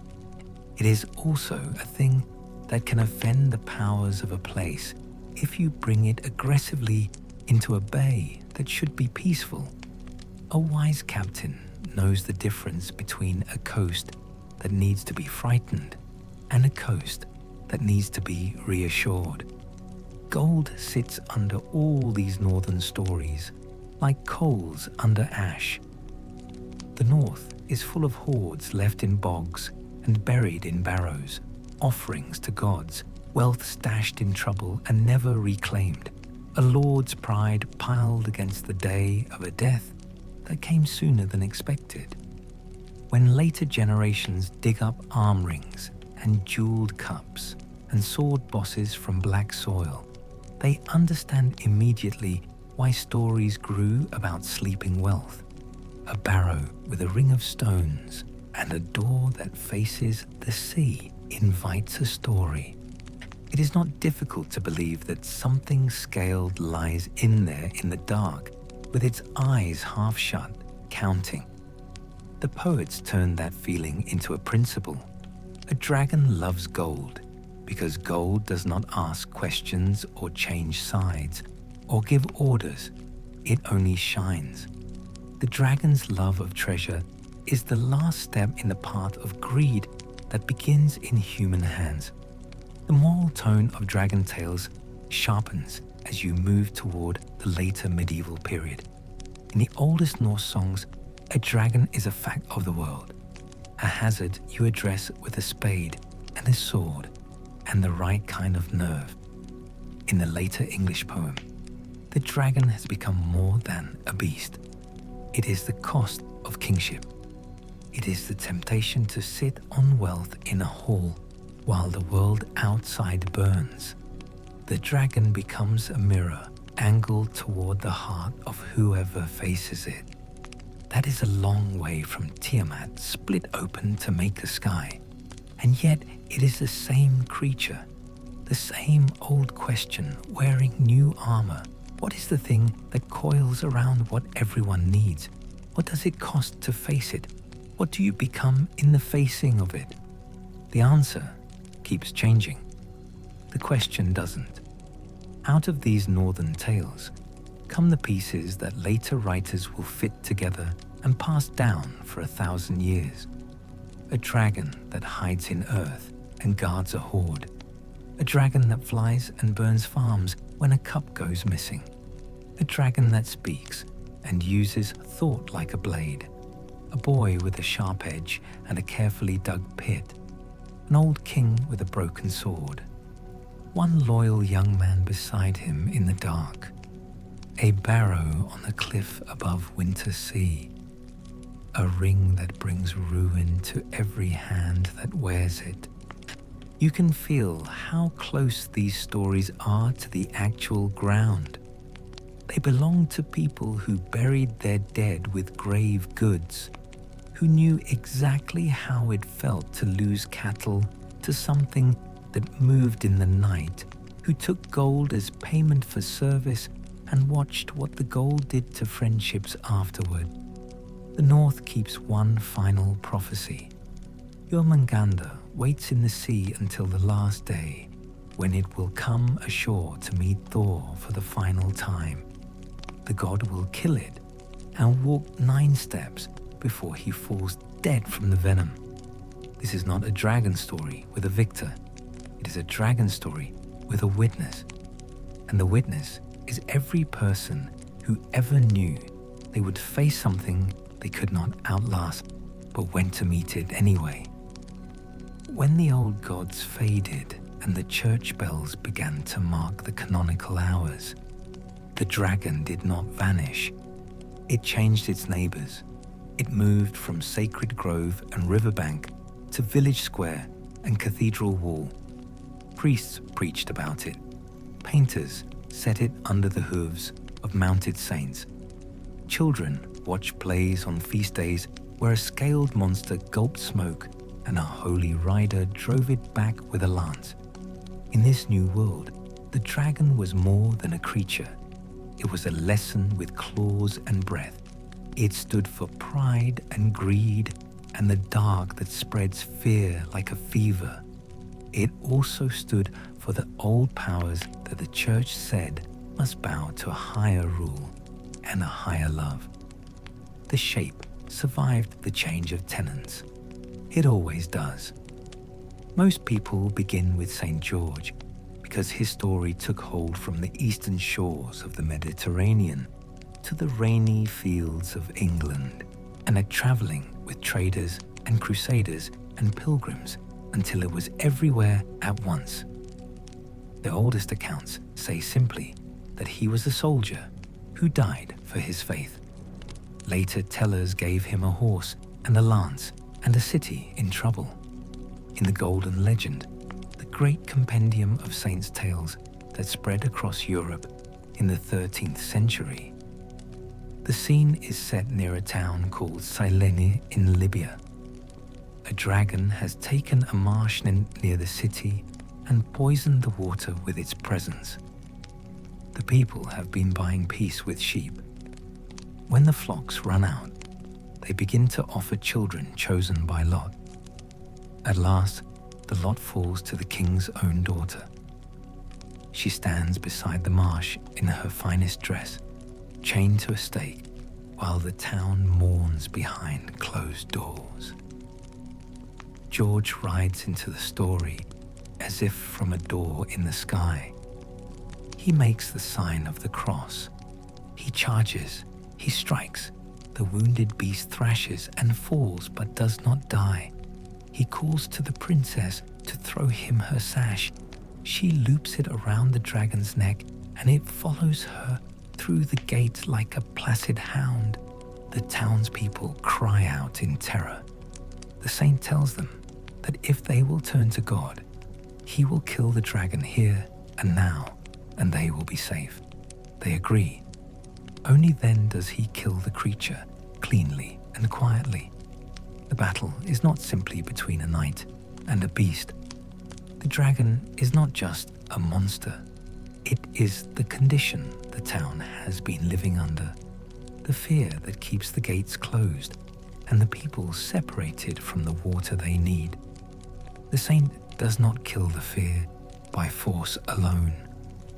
He kills it by making an offer that requires the people to change. I've been sitting with that structure for a while, and the monster is not defeated until the community decides something. The hero is not enough on his own. This keeps appearing in different forms across almost every tradition we've covered. And here it is again in a medieval Christian saint's legend, dressed in different clothes, but recognizably the same claim. The name and banner of George traveled east with the Crusaders and came back west, transformed into the emblem of Christian military courage. By the time English kings raised companies under a red cross on white cloth, George had become a patron saint of the nerve it takes to ride towards something you cannot outrun. His feast was kept in England by royal order. Guilds took him as their protector. Painters on panel and on whitewashed plaster gave him a fine horse and a face of perfect calm, and set the dragon at his spear point, dying without dignity. There are other saints whose stories hold dragons with a different touch. Saint Margaret of Antioch would not renounce her faith under any pressure. In the legend that made her famous, a dragon appears in her prison cell and swallows her whole. She prays inside the belly of the beast and lifts a small wooden cross. The cross wounds the creature from within. She bursts out alive. That image, the woman praying in the belly of the monster until the monster can no longer hold her, gave stone carvers something fierce and precise to set on cathedral walls and baptismal fonts. It also gave women something to call on in childbirth and in danger, when it seems like you have been swallowed by something and cannot find a way back to light.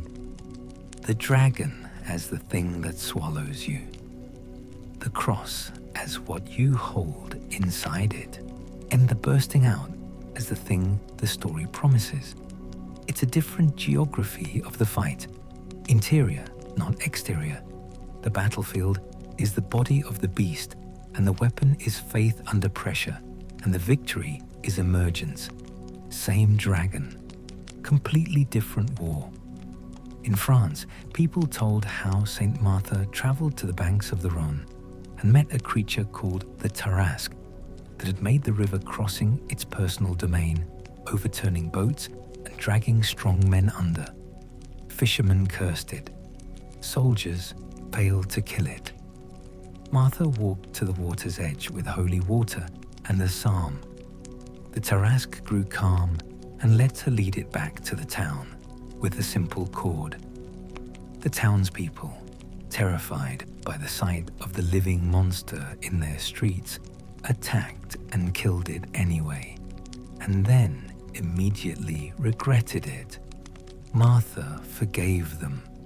To this day, the town of Tarascon keeps a summer festival with a great wooden beast on wheels and a company of drummers who lead it through the streets in memory of the day a woman with a song did what an army could not.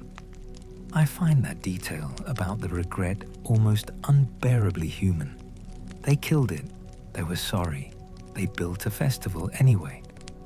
In Normandy, a bishop faced a creature called the gargouille that lurked by the river, wrecked boats, and sent up a smoke so foul it blackened the air for miles. Saint Romanus faced it with prayer, and a condemned man volunteered from the town prison. He slipped his stole around its neck and led it back like a bridled horse. The people burned the creature, but kept its head as a warning and a charm. The stonemasons took the creature's name and the habit of its breath and set gargoyles on the edges of cathedral roofs. Water pours from their mouths in rain so that the walls stay dry, protected from the damage the water causes to dress stone. The dragon that once breathed out foul air now spits clean water away from carved saints and their congregations. A small victory cut into stone and mortar, and it has outlasted nearly everything else from that age. I keep thinking about that. The monster's name and form repurposed to protect the very building it would have destroyed, made useful, made permanent. The gargoyle staring down from the cathedral, is the dragon still present, still necessary, still doing the work of keeping something from being ruined. The Archangel Michael stands above all these local saints as the Church's great dragon slayer, the one whose victory is cosmic rather than local. The book of Revelation shows him fighting the ancient serpent and casting it down from heaven to earth. Painters gave him a shield and a spear and set a scaled body under his feet. In some works, he weighs souls on a great balance, while the dragon tries to tip the scale with a claw.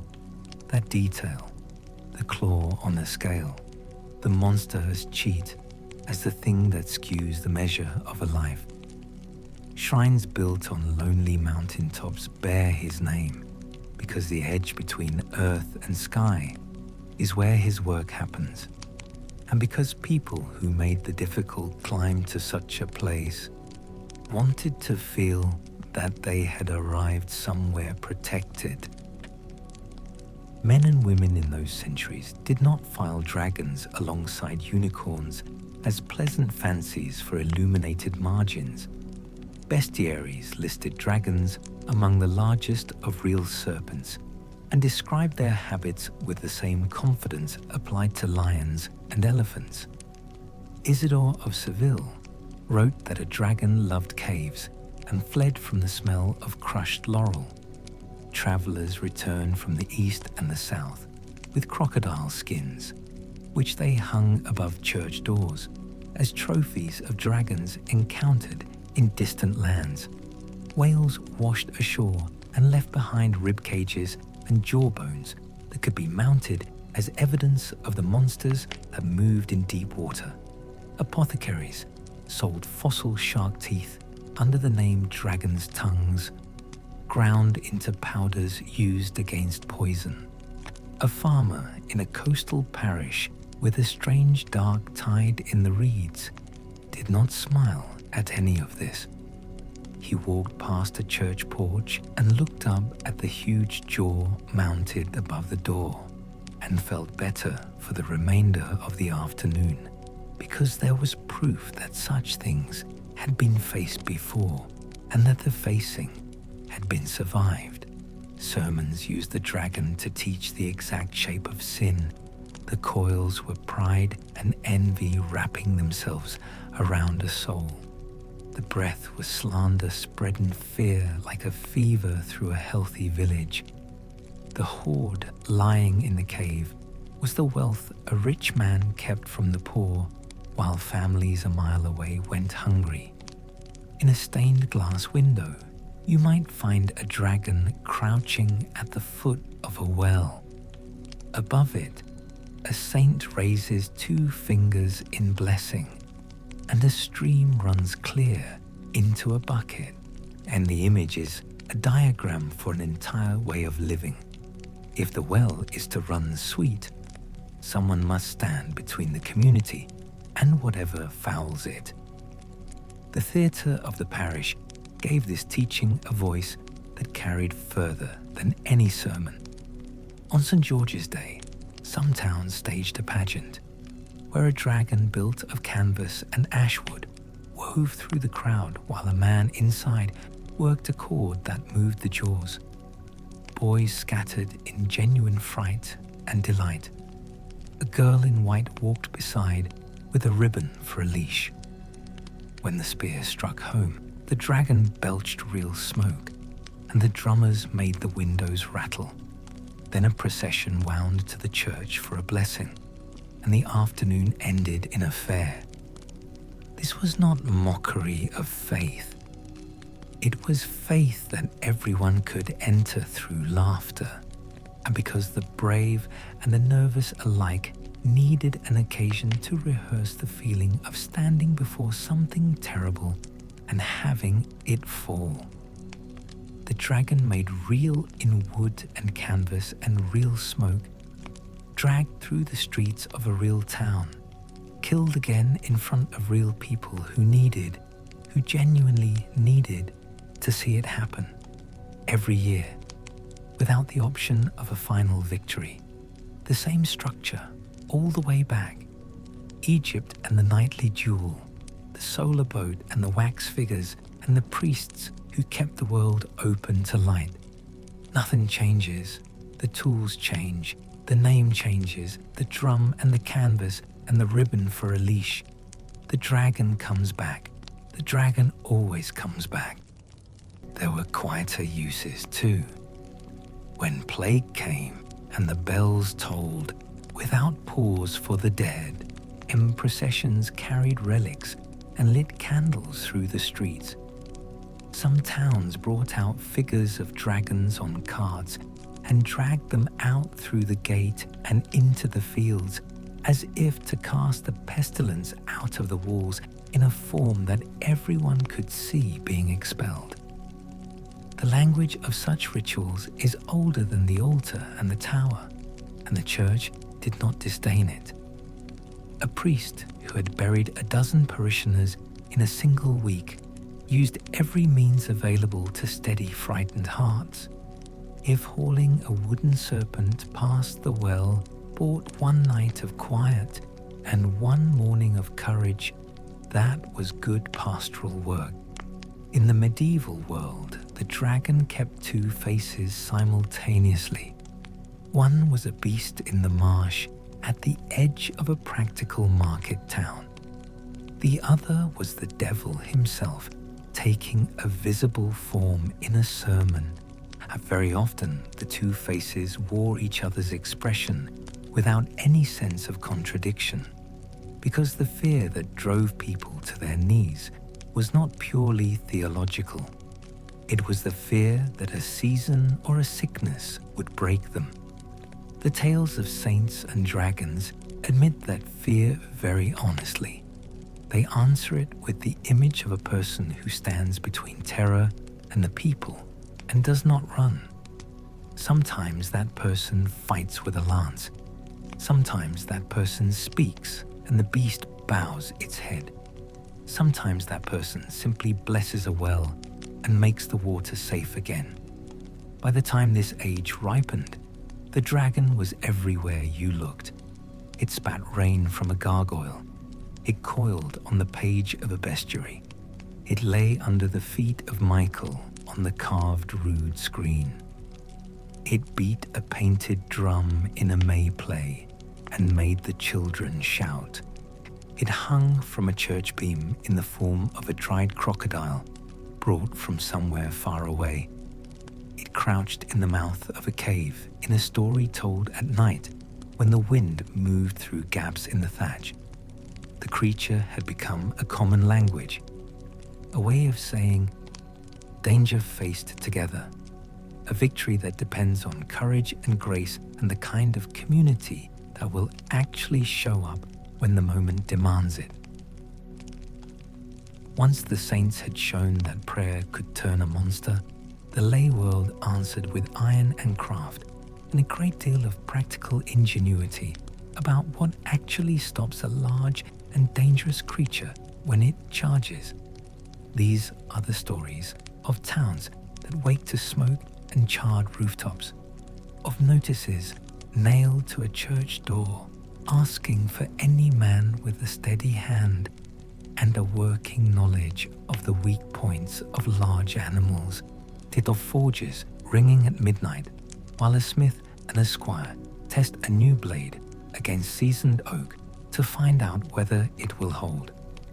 The dragon in this world is not always a figure for sin. It is also the thing that eats the sheep and drinks the mill pond and frightens children from the lane.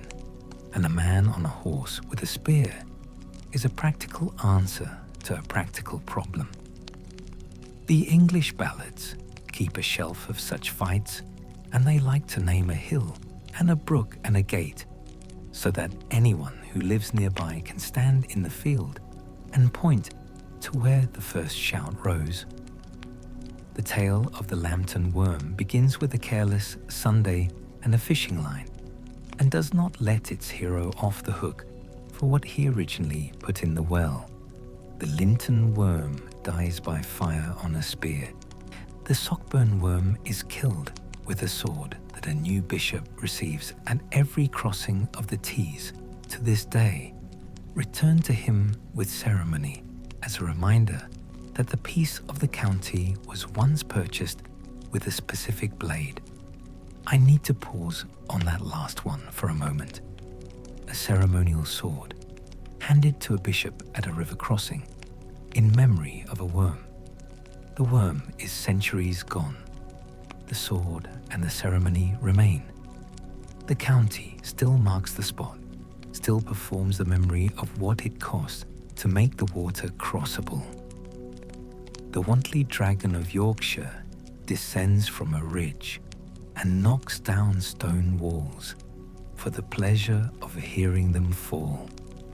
It swallows a child, it drinks the mill pond, but the hero is Moor of Moor Hall, an earthy and entirely unsaintly man who drinks deeply and makes crude jokes and has a suit of armor made with iron spikes all over, like a walking hedgehog. He meets the dragon in a narrow glen where the soft ground gives him purchase, rolls and wrestles with it, works his way under the belly where the scales are thin, and then does a thing that the minstrels found worth singing about for a very long time. The satire bites as hard as the heel. The ballad is a broad grin, but it hides a harder truth. Sometimes the monster is a greedy neighbor with a title and sharp legal instruments. Sometimes the only answer is to have a suit made that fits the fight and to be entirely shameless in the doing. There are sadder country tales as well. In Herefordshire, in the Morderford dragon crawled out of Horf Wood and made its lair in a loop of the lug. A girl named Maud found the creature when it was small and fed it milk until it loved her. She alone could handle it. It grew large and tameable only for her. When it grew large enough to take sheep, and then cattle, and then men from the fields, and the people could no longer bear it, archers and pikemen lured it into a field of wagons arranged as a funnel. When it charged, it ran into the waiting points. The dragon died. The village named an oak for the girl who had loved a thing that could not love her back without ruin. I've been sitting with that story for a long time, longer than most. I'm not entirely sure what it's doing. Whether it's a warning about attachment, an awe about the way something small and harmless becomes something the world cannot contain, or about the grief of being the only one who understood something that everyone else needed to destroy. Maybe all of those at once. The story has the weight of a place that knows floods and knows what it means to care for something that will eventually grow beyond all caring. Maud's oak, the dragon in the funnel of wagons, the milk she brought it when it was small. The weight of it doesn't lift. By the end of the medieval age, the dragon of the countryside has become a kind of mirror that no one can ignore. It shows greed when it lies on gold that should be in circulation. It shows hunger when it goes out at night and burns a farmhouse to light its way to the next. It shows fear when a banner bearing its image lifts above a band of men who would much rather be in their fields, but who stand in the lane with ashwood spears all the same. It also shows wit and work and the rewards of thinking clearly under pressure. The right edge, the right bait, the right ground, the right friends. In that sense, the old fights taught the same essential lesson to lords and to ploughmen simultaneously. You face what threatens your home with what you have and with who you trust. You do not expect the world to hand you a fair fight. These are the tales that gave all later writers their vocabulary. A barrow under turf, a voice from a scaled throat that speaks with terrible clarity, the one soft place under the wing, a bright hoard and the smell of scorched timber, a good sword with a personal name, a loyal friend in the dark when everyone else has gone. From here, a dragon walks out of the countryside and into the bookshop, where it learns to talk at length and take on irony and become an actor as well as an adversary. But you can still hear the river on its scales and see the soot on the roof of the farmhouse it burned 3 pages earlier. You can feel the ground shift in the 19th century under the weight of a new appetite. Old songs leave the hearth and enter cloth-bound books with gilt titles on the spines. Scholars gather myths and print them in thick volumes for families to read by lamplight on winter evenings. Children's shelves begin to fill with fairy stories that carry traces of old barrows and saints' days. The monsters live between engraved borders now, contained by a frame, domesticated enough to be given to a child, and yet somehow not entirely tamed. The Brothers Grimm printed their household tales, and with them a menagerie of serpents and monstrous creatures that had survived in kitchens and fields long after the old gods were formerly gone. Andrew Lang's coloured fairy books gathered wonders from many different lands and placed dragons and worms alongside princes who had been fools and ploughmen who had been brave, inviting a Victorian drawing room to discover that courage had always been a democratic virtue. The taste for medieval things grew and deepened. Artists like Doré and Rackham etched coils and claws in ink that looked like shadows thrown by a very old fire. William Morris wrote romances that felt like a long walk through a hall that had not changed in 800 years. Wagner gave the concert hall a brooding gold hoard and a dragon called Fafner, who slept upon it in music that described greed so precisely you could almost smell the coin. Then a scholar in Oxford put the key in the lock that all of this had been circling around. Tolkien spent his professional life reading the old tongues and the old songs, and he made an argument that changed how the English-speaking world thought about its own literature. He stood before a lecture hall and said that the poem of Beowulf should be read for its monsters, as well as for its historical and linguistic value. The dragon in that poem was not a problem to be explained away. It was the hinge on which the whole story turned. He went home and wrote a dragon of his own. In The Hobbit, which appeared in 1937, Smaug wakes like a banked fire coming back to life and fills an entire mountain with his presence.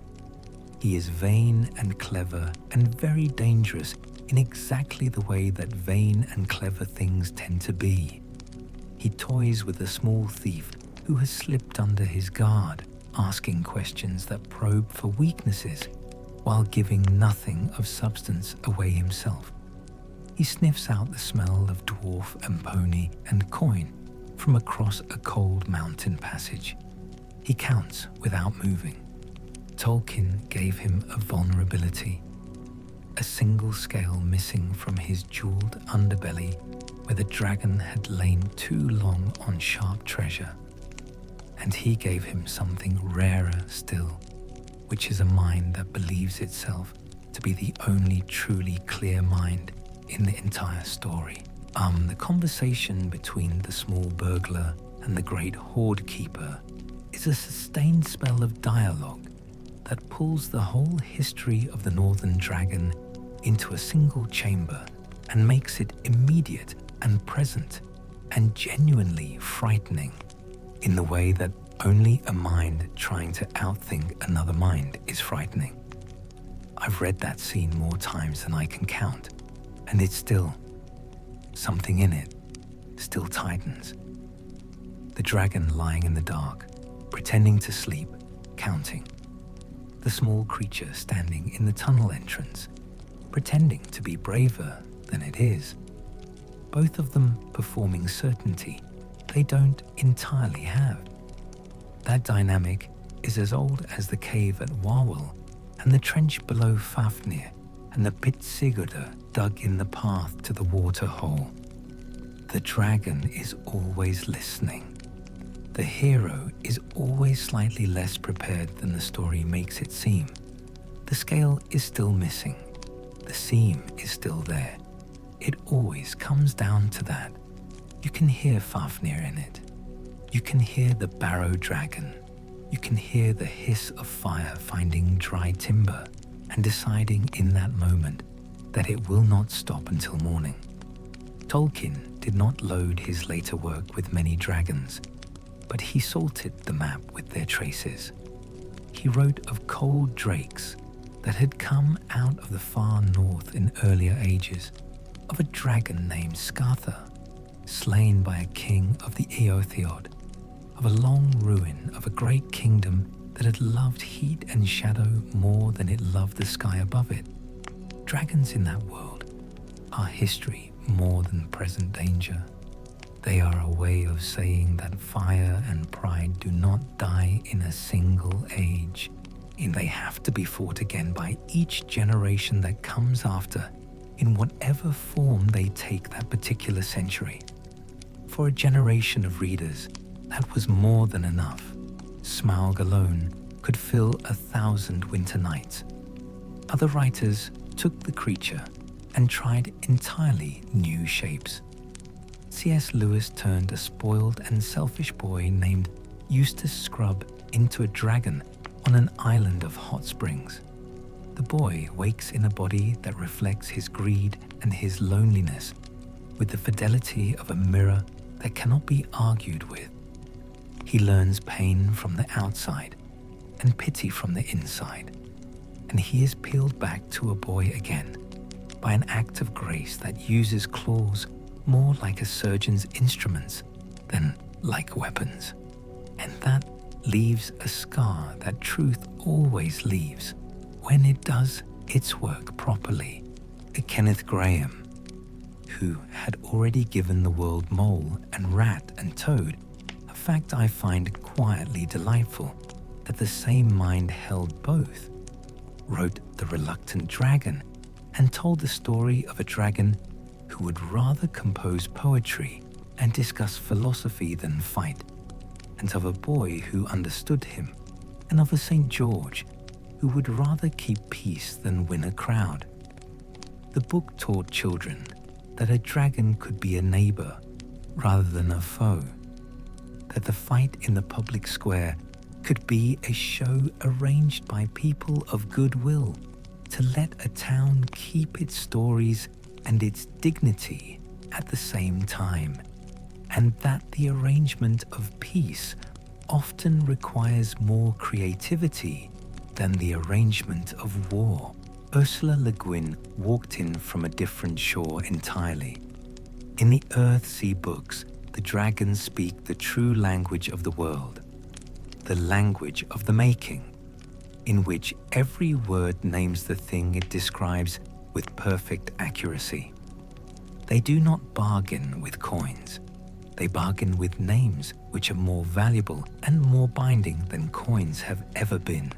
They are old in a way that makes human beings seem like sparks blown from a fire into a wind. They are not pets. They are not simple adversaries. They do not love us in any way that we can entirely understand.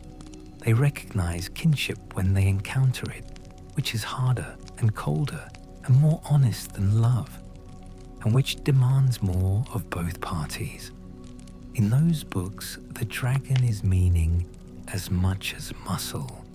It is the memory of the world from a time before maps were made, and names were approximate, and power was wielded without any particular understanding of what it was. I find Le Guin's dragons the hardest to describe without losing what makes them distinct. Every time I try to summarize them, the description flattens. They resist the summary, which is, I think, exactly right. Anne McCaffrey crossed a border that very few had crossed before her and found a new home for the dragon on the other side of it. In the Dragon Riders of Pern, the creatures are not monsters from an old poem or guardians from a myth. They are living partners shaped by human craft across generations to fight a recurring threat called Thread, which falls from the sky and devours all organic matter it touches. A woman and a man and a child can touch a freshly hatched dragon and make a bond that is closer than blood and fiercer than any other loyalty either party will ever feel. Riders flame the sky to protect field and forest.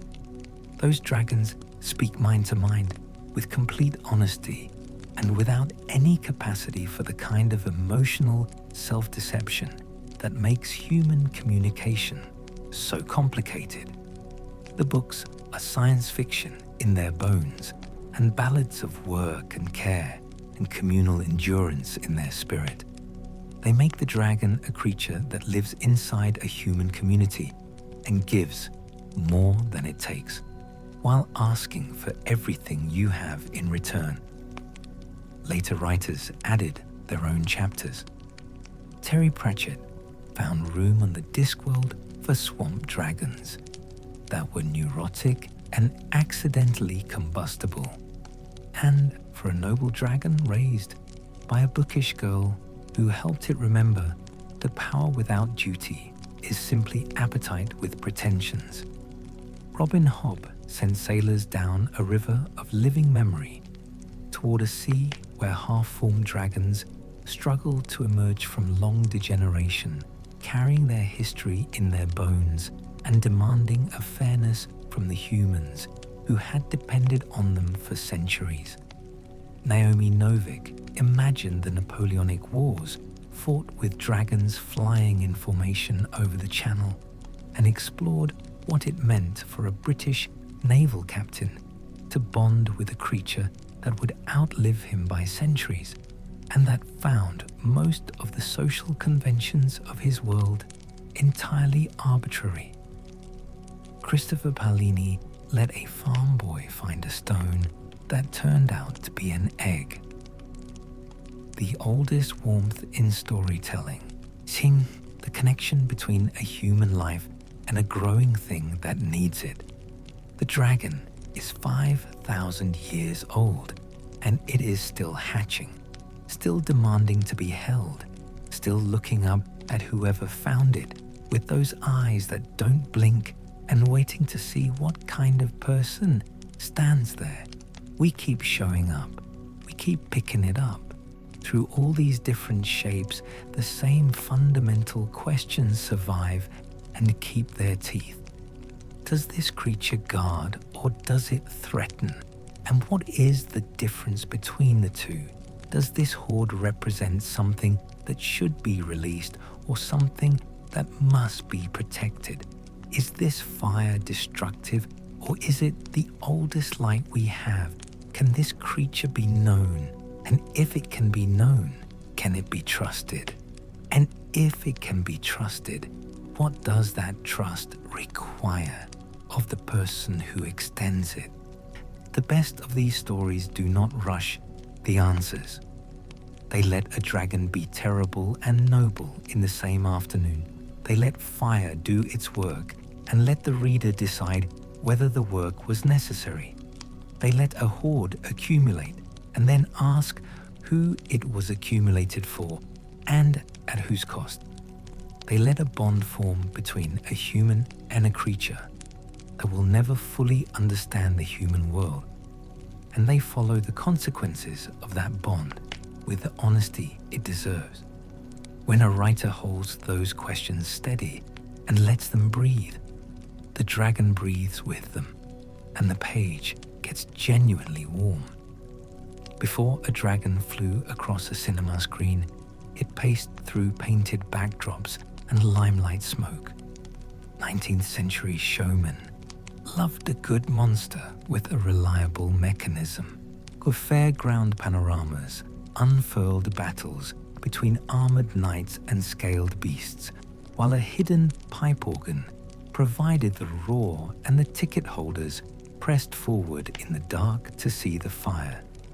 Toy theatres sold cut-out dragons on stiff card so a child could stage a last stand on the kitchen table on a rainy Saturday afternoon. When moving pictures arrived, the appetite was entirely ready. The only question was how to make a creature of smoke and story look as if it had actual weight. Animation tried first. Early fantasy reels featured painted serpents that rose from painted tanks and vanished in jump cuts that fooled nobody who looked too closely. The craft deepened as model makers learned the particular patience required for creatures that must seem to breathe. Ray Harryhausen set a chained dragon to clash with a cyclops in sword and sandal adventures of the 1950s and gave Jason a many-headed hydra whose necks writhed and died one by one as the Argonauts hacked through them. The trick was not only the movement, it was the quality of light falling across a body that seemed to occupy real space. Scales caught it, eyes held it and gave it back, changed. A talon cast a shadow that made a boy in the third row curl his toes inside his shoes. A single film in the early 1980s turned a considerable number of viewers into people who thought seriously about what dragons actually were. Dragonslayer gave the world Vermithrax Pejorative, a name that sounded like iron being dragged across a stone floor. The creature moved with a cruel and practical grace, Enma crawling and leaping with the logic of something that had evolved rather than been invented. Its wings made the sound of old leather under stress. Its lair felt damp and used, like a place where something large had been living for a very long time. The fire came in sheets that seemed to carry actual physical weight. For once, the countryside around the beast looked like a place where people had been trying to grow food and keep animals and live their small, ordinary lives before the dragon made those things impossible. People walked out of that film arguing about what they had seen and then bought tickets to see it a second time. That dragon has not left the craft since. Designers and animators still measure new work against that particular standard of physical credibility. Zen animation made a different kind of promise, one about emotion rather than fear. When Maleficent became a dragon at the climax of Sleeping Beauty, a cliff seemed to grow a spine and stand up and breathe, and what you saw on screen was rage given the body it had always deserved.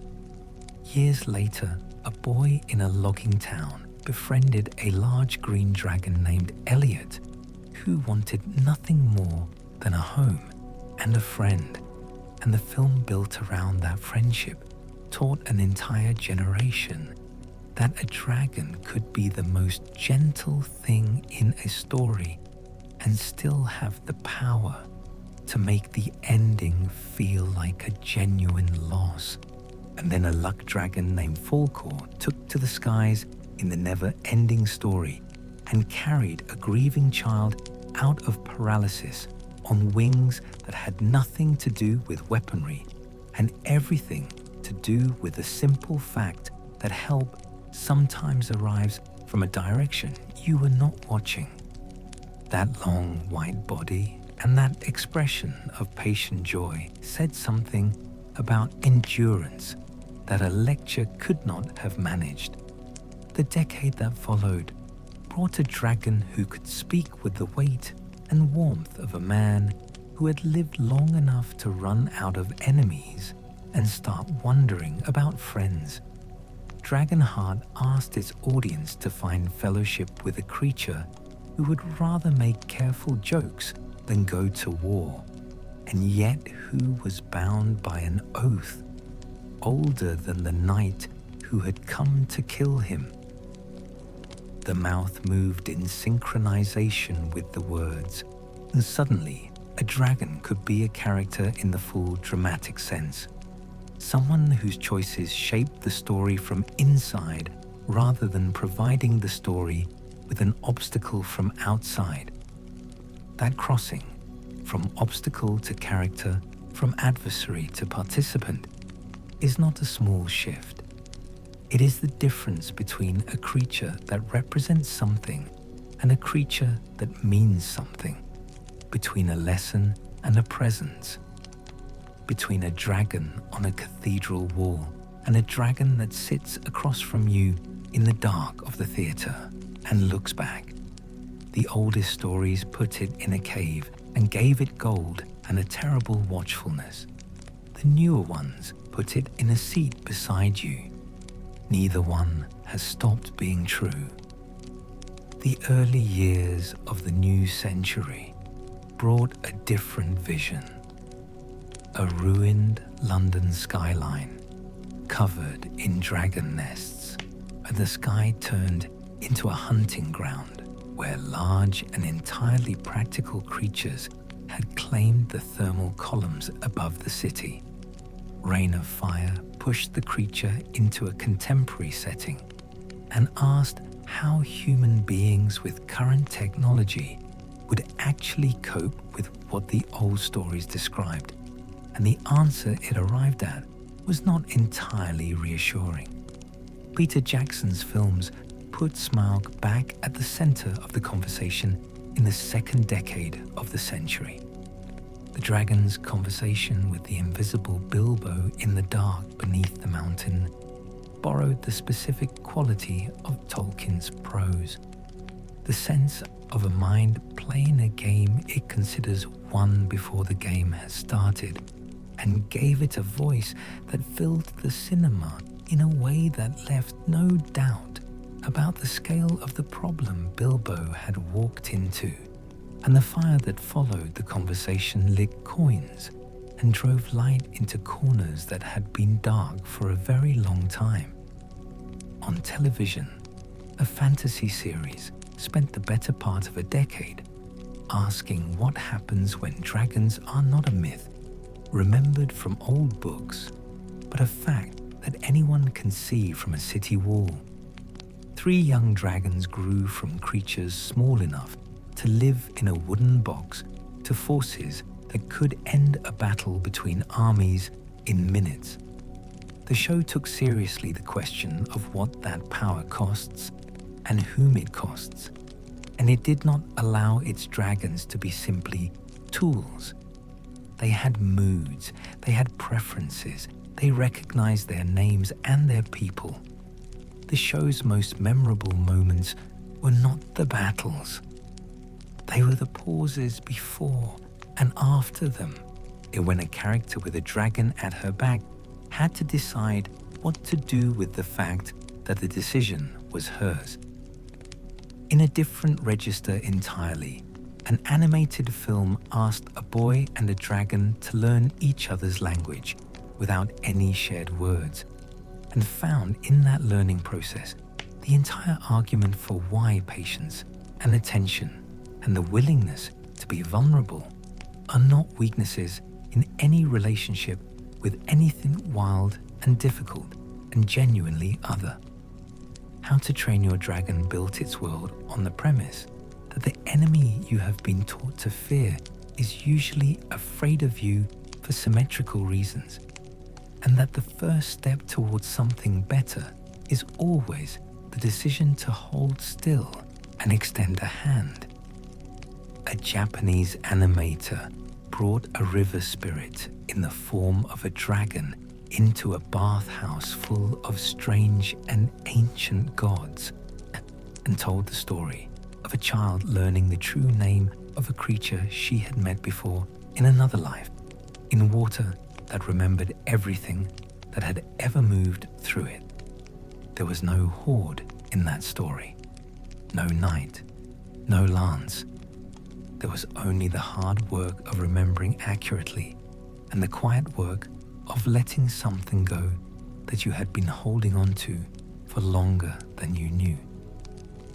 Games gave players a different kind of relationship with the creature.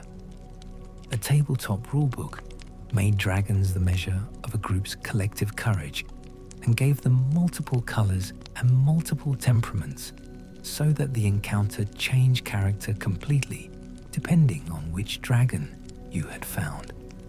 On a screen, an open world allowed a wanderer to call a dragon out of the clouds with a shout in the old language, and then fight it or study it, learning the pattern of its movements the way a student of old poetry learns the pattern of a difficult verse, by going through it again and again until the rhythm is in the fingers. Throughout all of these different forms and across all of these different decades, the creature kept asking the same questions it had always asked. What is guarded here, and is the guarding right? What is hoarded here, and who does the hoard cost?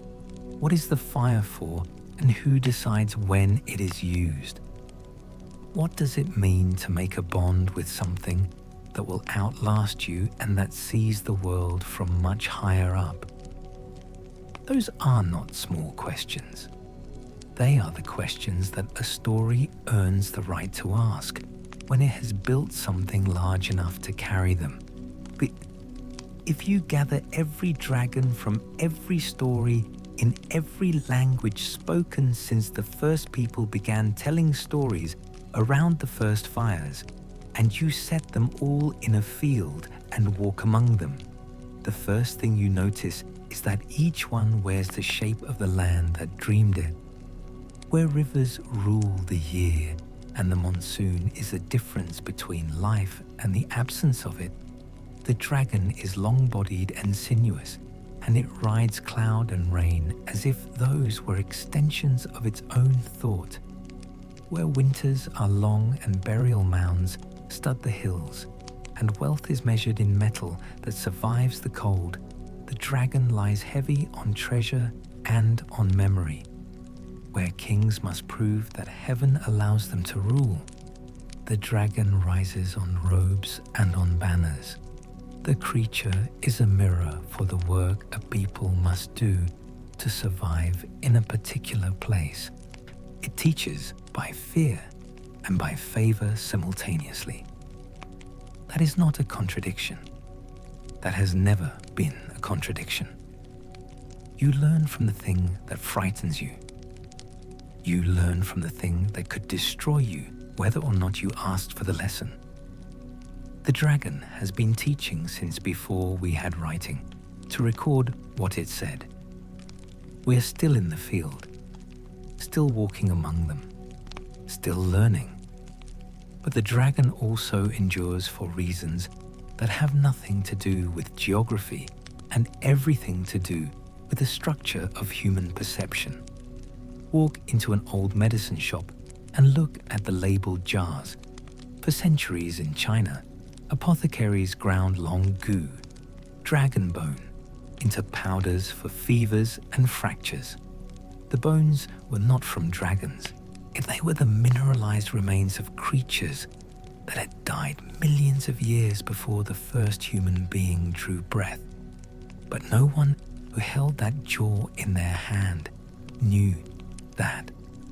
A farmer pulled it from a riverbank and brought it to market, and a story that had existed for generations took on physical weight. People carried it home in paper packets and felt the reassurance of holding something from the old world in their actual hands. Across the world, other people found strange things in the ground and made sense of them with the same ready word.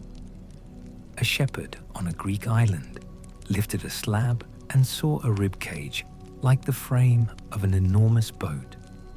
Fishermen pulled black teeth shaped like spearheads from cliff faces and called them tongues turned to stone. Or a farmer in England pulled a horncaw as long as his arm from a damp field, and the whole village said giant or dragon without much need to choose between the two. When a thing that large turns up in your fence line, the mind reaches for the oldest container strong enough to hold it. Dragon is a hard word. It does not leak. There are living animals that kept the idea alive as well. A Nile crocodile pulled upstream by floodwater into quiet water that had never seen one before looks exactly like a dragon to anyone whose expectations were formed by a landscape that did not include crocodiles.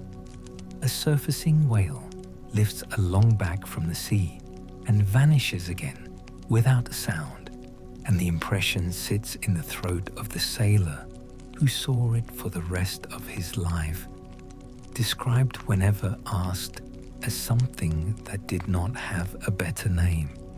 An oarfish rolls under a wave like a 40-foot silver banner, and the mind says sea serpent before it can correct itself.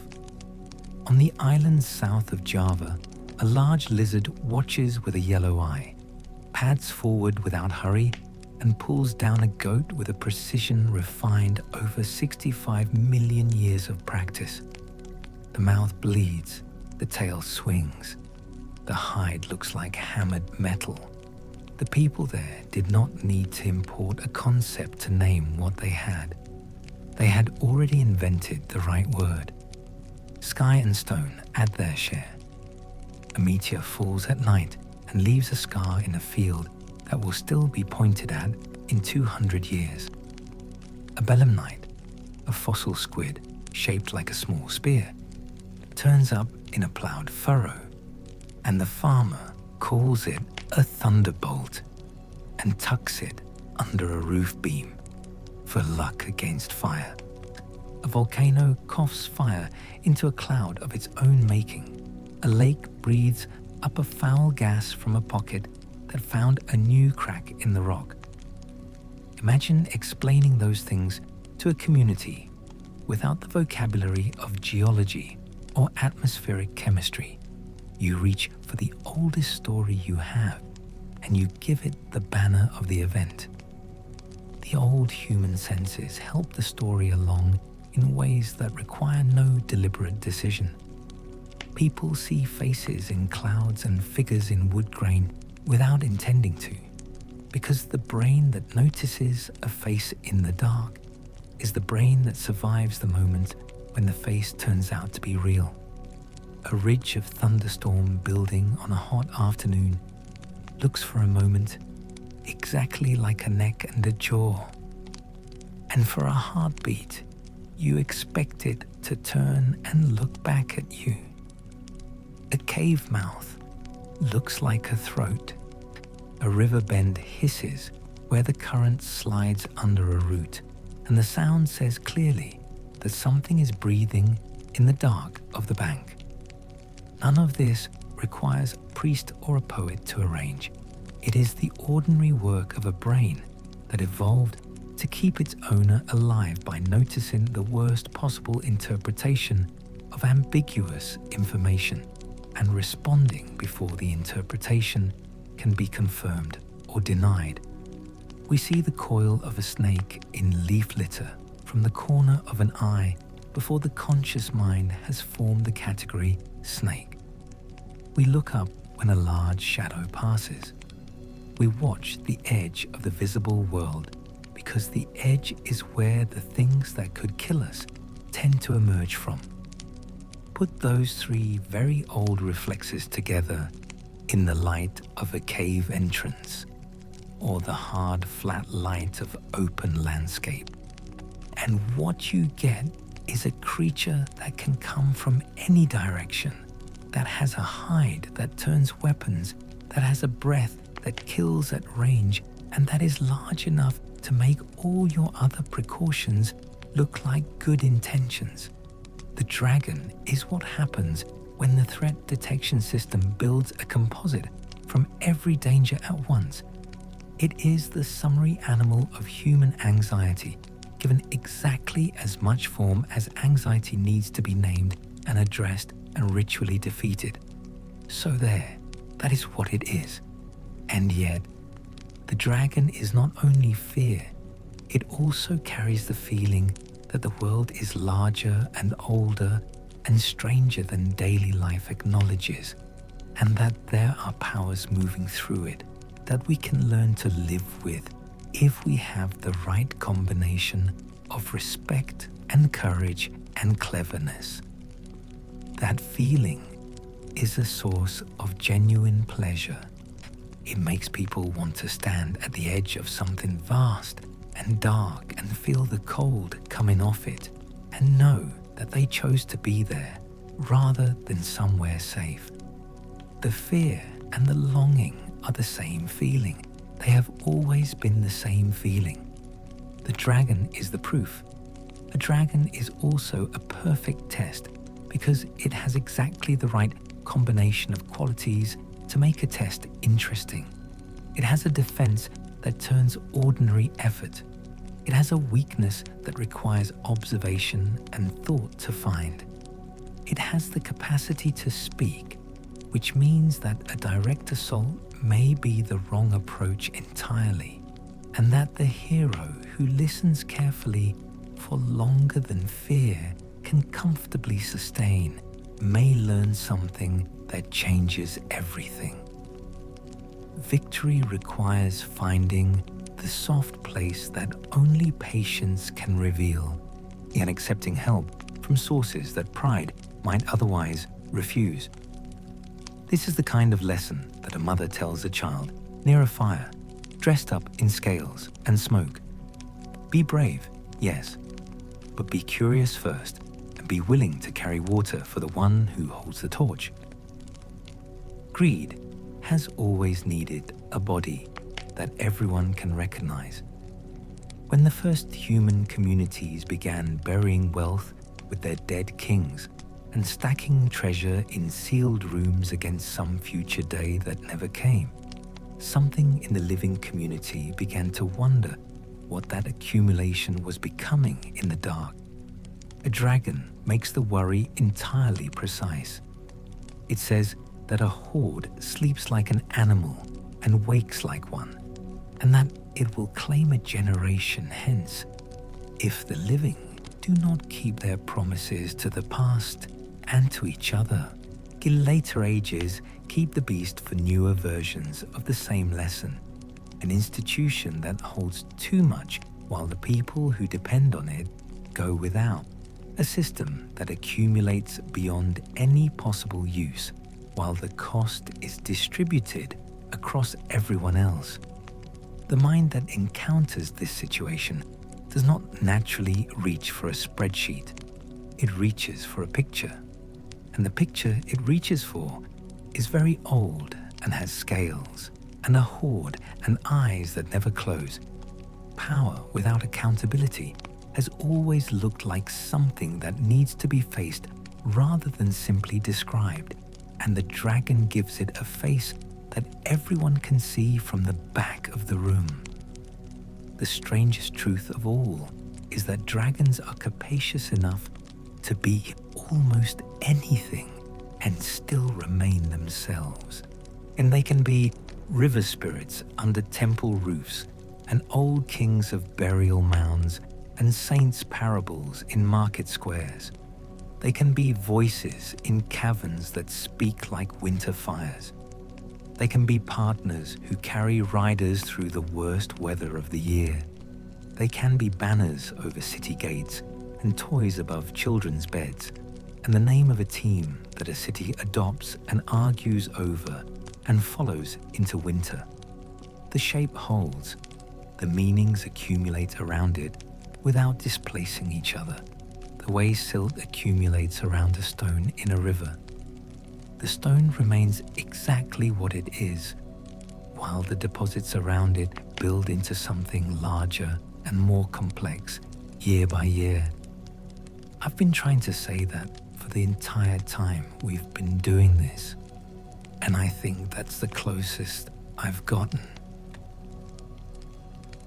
The dragon endures because stone keeps secrets and gives them up one fossil jaw at a time.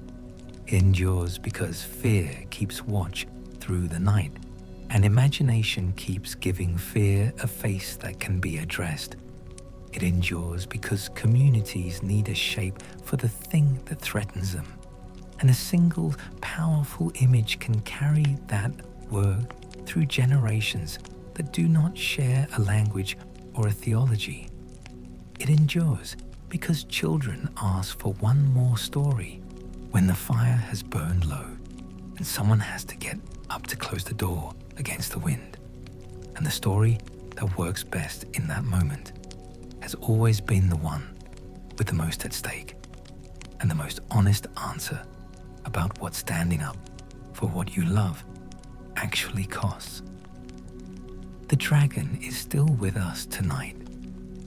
It is in the flags and the films and the games and the festivals.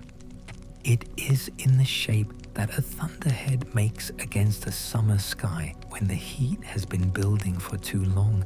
It is in the weight of things kept in the dark that should perhaps be brought into the light.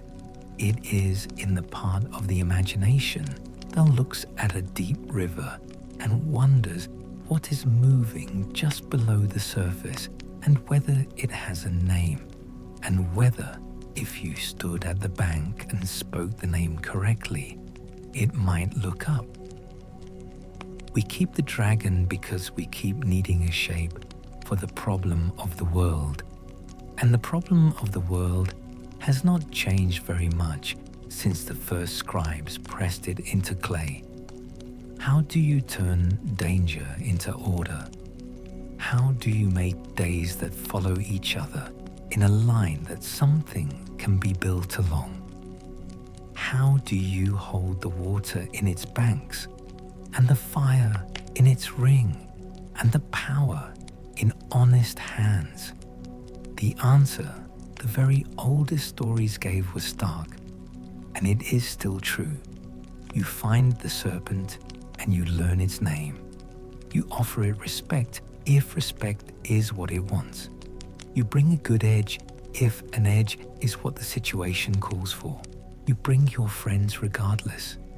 You stand in the place where the choice has to be made, and you do not leave until the thing is done. That is the whole story, told 1,000 different ways, in every language that has ever tried to name what moves in the dark at the edge of the firelight, in every century that needed something large enough to carry the weight of what it feared and what it hoped for. The clay tablets, the jade figures bent into a curve 5,000 years ago by hands we will never know. The wax arpep stabbed at midnight so the sun could rise. The trench are dug in the path to the waterhole. The sash around the neck, the sulfur in the calf skin, the coal from home carried into the open mouth of the beast. One loyal young man in the dark when everyone else has gone. The tooth that falls into the sea and becomes an island. The girl who fed it milk when it was small. The words spoken correctly at the edge of the water. All of it the same story. Sleep well.